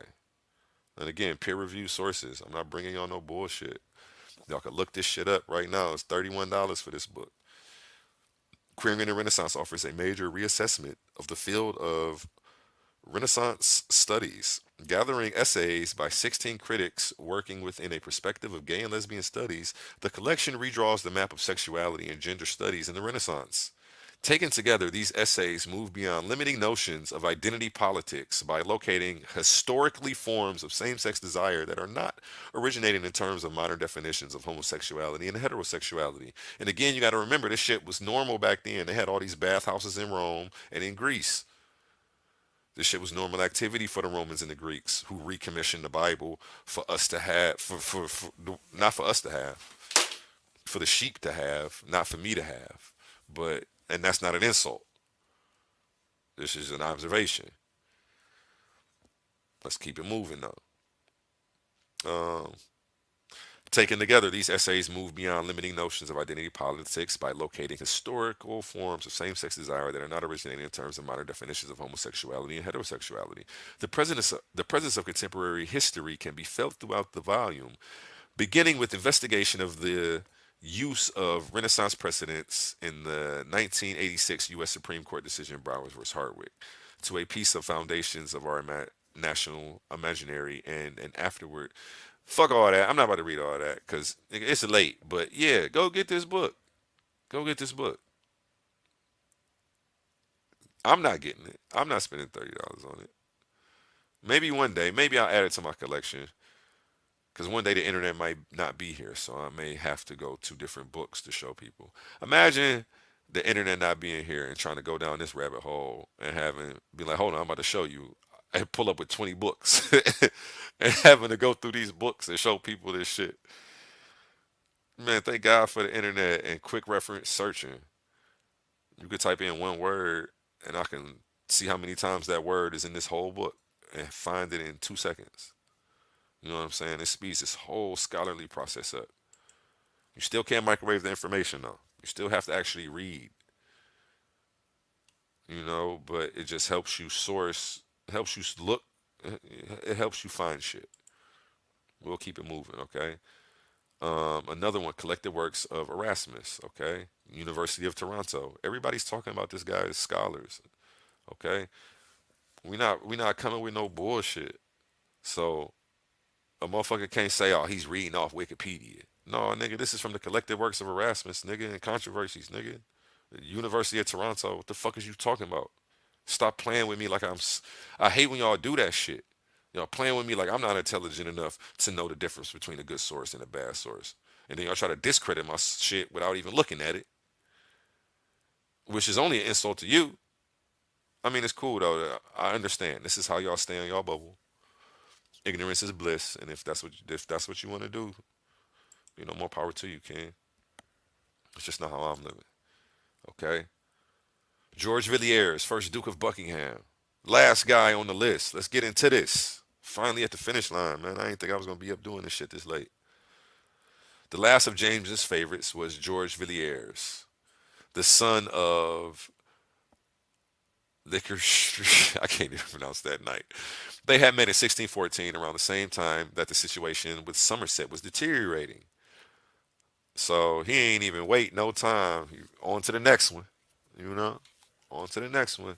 Buckingham was described as exceptionally handsome, intelligent, and honest. In 1615, James knighted him, and 8 years later, he was the first commoner in more than a century to be elevated to dukedom. So he took this nigga from nothing to something. You feel me? He took this nigga from nothing to something. And it's funny because ladies, this is the type of man that y'all been praying for. But he's gay. It's funny. Y'all always say all the good ones is gay. I'm not. I'm a good one. I'm lying. I'm a dog. Don't trust me. You feel me? Don't let me get to lying to y'all. No, I mean, it depends on who you are and how you treat me. You get what you give with me. And I'm honest. I grew out of that lying to females and all that weird shit, man. That shit just too much. Bring too much stress on myself. Um, I'd rather deal with you being upset about the truth than you being mad at me about a lie. So that's how I'm rocking. But yeah, this is the guy that y'all have been waiting for. Y'all want this. Everybody wants that knight in shining armor to come save y'all. It was King James, but he's gay. He can't even do it. He's not even coming. He left his chick and he left her hanging. He kicking it with these gay ass niggas. Excuse my language. You know. It's over with. Like, and this is what we're passing on to the masses right now. Every jail cell you go in, every motherfucking hotel you go in, every motherfucking what else? Every motherfucking everywhere you go, it's a damn Bible. Who got the contract on the Bible? Putting all these Bibles everywhere. These motherfuckers gotta be rich. You feel me? Oh yeah, we forgot. It's Queen Elizabeth. She has the copyright on that. Yeah, let me finish this though, cause we almost out of here, man. Okay. They met around 1614, around the same time that the situation of Somerset was deteriorating.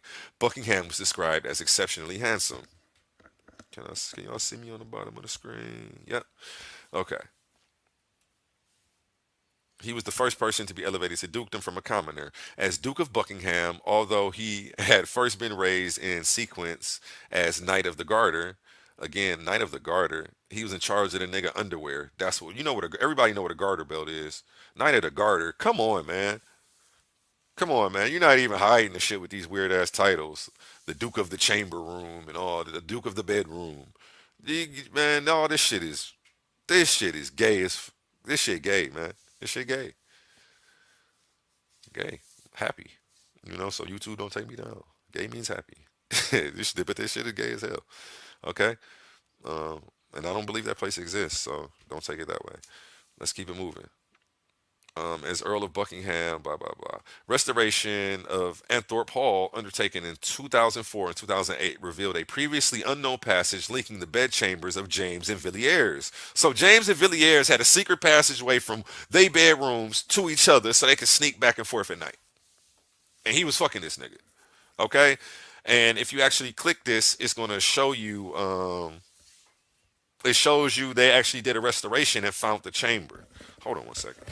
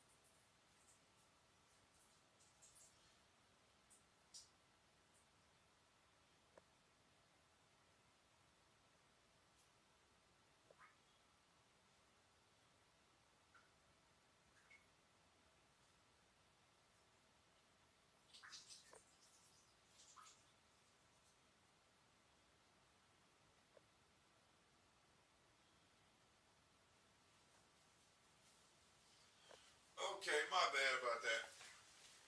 Sorry about that. Sorry about that.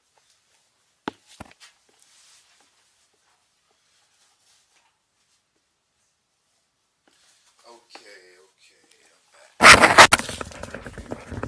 Sorry, I was over here drinking this water and this little drink. I had to go use the bathroom one time. I've been doing this shit. I don't even know how long I've been live. It's 2 in the morning. I think I started this shit like around 10 o'clock, man. I didn't think I was gonna take so long going in on King James. This was the craziest part though. I just want to read y'all this last part, then we pretty much up out of here. Got my dog all over here. Okay. It says he knighted him. He was the first person to become a duke from a commoner. United him, made him King of the Garter, Earl of Buckingham, Viscount Villiers, then Marquis of Buckingham. Restoration of Anthorpe Hall showed that they had a motherfucking secret motherfucking passageway going from their bedrooms to each other so they could sneak back and forth to each other, okay?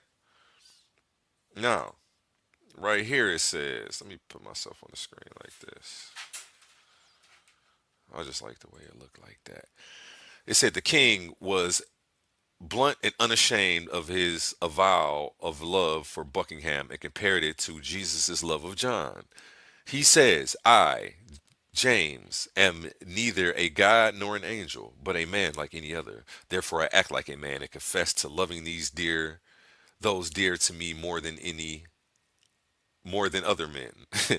You may be sure that I love the Earl of Buckingham more than anyone else, and more than you who are here assembled. So he loved him more than everybody who was there, he said. I wish to speak on my own behalf and not have it thought to be a defect, for Jesus Christ did the same, and therefore I cannot be blamed. Christ had his John, and I have George. So again, Christ was fucking 14-year-old John the Baptist, he's saying, and he has his George, the Duke of Buckingham. So don't blame him. He's living like Christ. Now, do you see how this type of behavior spreads? Now, do you see why there's so many damn Catholic priests and all this weird ass shit touching people? And don't think it's just limited to Catholic priests, because people who get caught up doing shit and get kicked out of the Catholic Church end up falling down through the Christian denominations, untracked. Go check out my podcast, Jesus Proof Jesus Was Gay. I did it last week, and at the end of that podcast, I go over how many people actually got released, how many people are in the system that they can account for, how many people that they can't account for. And this is just off of the names that were released, though.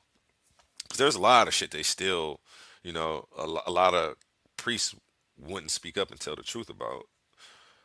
There were a couple of priests who released names of people who committed some crimes and they took action, but there are thousands of pedophiles in the streets who the church kicked out, but they didn't release the document. Go look it up. Look it up on my podcast. You're gonna be shocked. You're gonna be like, damn, and it's gonna make you start to look around right now, like who's over my children, giving my children guidance. You know what I'm saying? Just watch your kids if they are in these spaces, man. Don't let your kids do no sleepovers at the church. None of that shit, man. None of that shit. Okay? It's just not safe at this point. And I'm sure there are good people out there, but with just the amount of bad seeds that we have amongst the bunch, it's just not worth your child having to go through that. You know what I'm saying? To experience whatever the fuck you think they might be missing out on.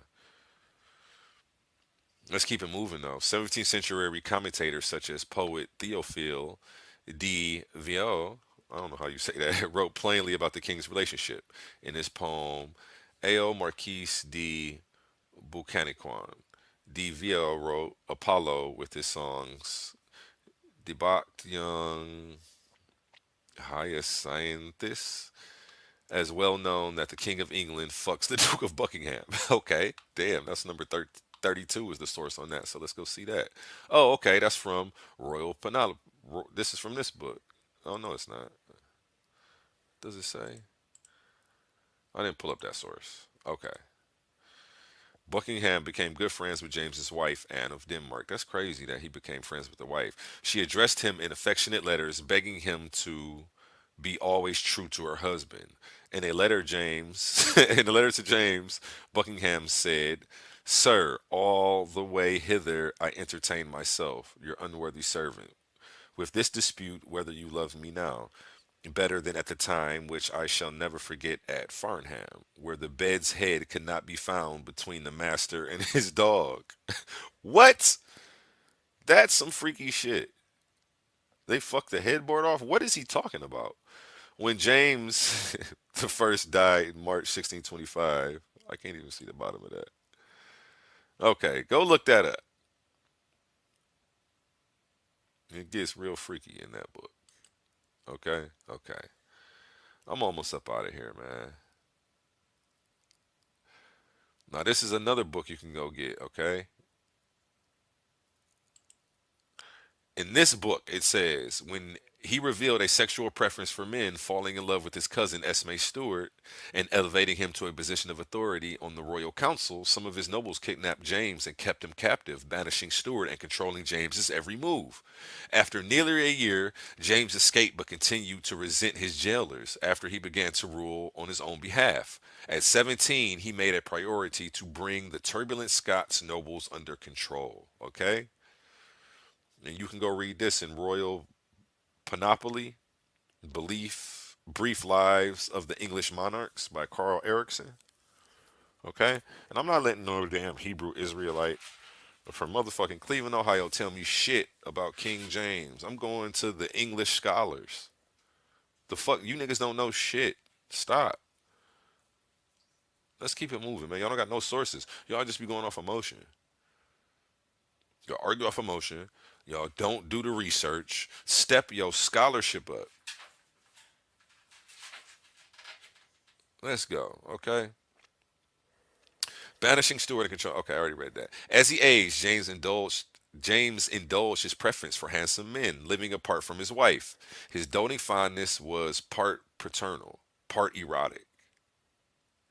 He called his favorite George Villiers sweet child and wife. Okay, so he called and referred to himself as your dear dad and husband. Okay. But to his courtiers, the sight of the aging, paunchy, balding monarch, who, according to one count observer, had a tendency to drool, leaning on his Paramis, was utterly repellent. Okay? So this is what it's saying in this book. The first of the king's minions was Robert Carr, groom of the bedchamber, who the king elevated to Earl of Somerset and appointed to Lord Chamberlain. After 6 years of his favor royal gifts, Carr was brought low, accused of murder, and sent away from the court. Okay? So this is what they were saying when the one guy was like, he fucking kills his fucking boyfriends and all that weird shit, man. Uh, or ruins them. He was saying some other shit. The second and the greatest favorite, royal favorite, the extraordinary handsome George Villiers, rose from the cupbearer to gentleman of the bedchamber and ultimately to Earl of Buckingham. So this nigga, King James, was taking niggas from nothing to something, man. Shit crazy. Oh, weird, freaky ass nigga, man. And this is over here is a portrait of the first Duke of Buckingham, George Villiers, to the right. Um, and I'm still reading from this same book right here, okay?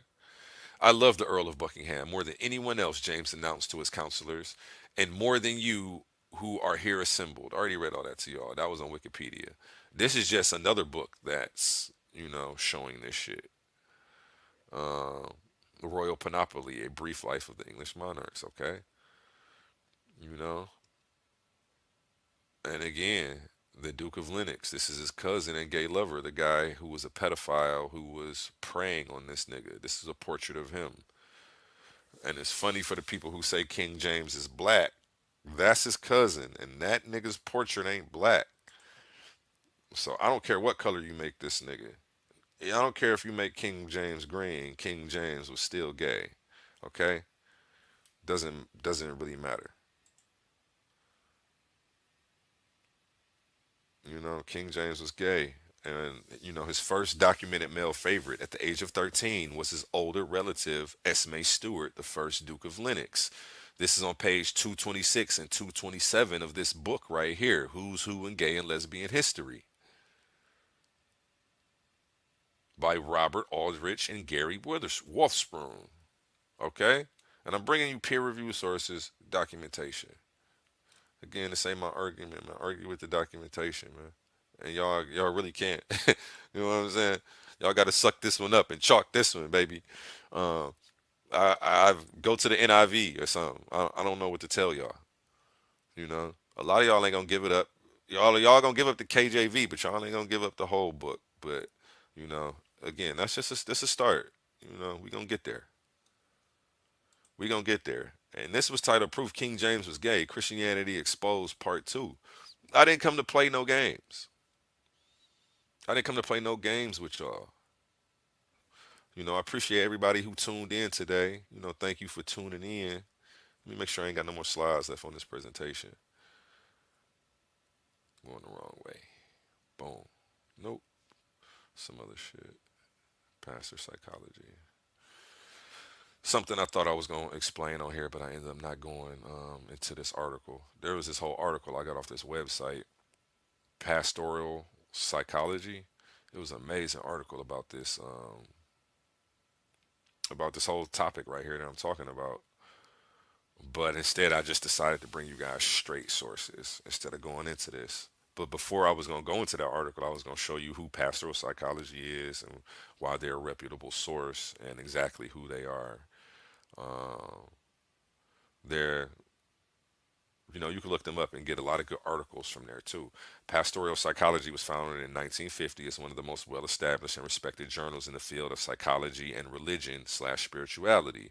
Pastoral Psychology is an international forum that publishes scholarly, peer reviewed, original articles that address varied aspects of religion and spirituality from physical, human science, and interfaith perspectives. So, again, the key word there is peer reviewed. They publish scholarly, peer-reviewed original articles. You keep hearing me press the peer review. That's just to show you that my documentation, has credibility today. But sometimes the peer review process can work against you when presenting new ideas. Sometimes peer review doesn't work because they won't let you get new ideas in. There has to be so much evidence that they can't tell you no. Um, but I'm just thinking of different Egyptologists who come up with new discoveries that they won't let them talk about because it's not with the collective school of thought, and it'll literally change the way we look at the world and history. So sometimes peer review can actually work against you. But situations like this, it's just to show you guys that my shit is credible. It's not my argument. You guys have to argue with Cambridge University, Missouri University, Yale University. You have to argue with these people. And if you go to college for religion and you cover King James, this is going to be a topic that you talk about. You can't get around it, and you can't just say, "Oh, that's fake and that's bogus." You can't say that in college. It doesn't work like that. So, when you come to me with it, and I just, psh, psh, don't pay you motherfuckers no attention. You understand why? I don't take you. I don't take a lot of y'all too serious.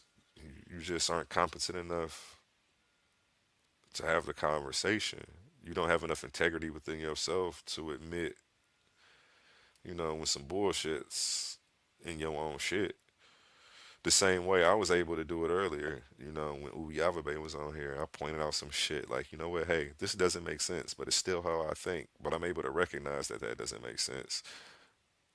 And I point that out, and, I don't go down that rabbit hole or try to explain shit to people about certain shit about that shit because I know I got limitations. You know, I just feel that I know it's just way I feel. It might not make sense. It's just how I feel. But I recognize that, and I don't try to push that shit on nobody as, hey, these are the facts. Like that's when the shit gets twisted. When y'all start pushing feelings as facts, that's why y'all gets so much pushback from me. That's what I'm here for, Mr. Receipts in the building, man. I appreciate everybody for tuning in tonight, man. Shout out my sponsors. That's me. So go ahead and hit that Cash App up, man. Astro Vibe Tribe.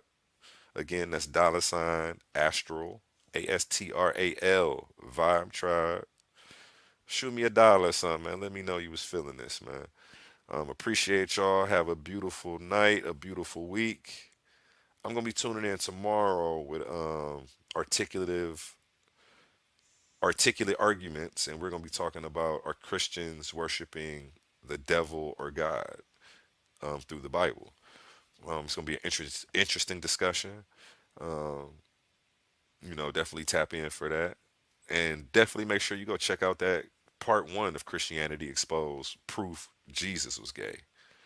You're going to like that. Love y'all. Have a good week. See y'all soon.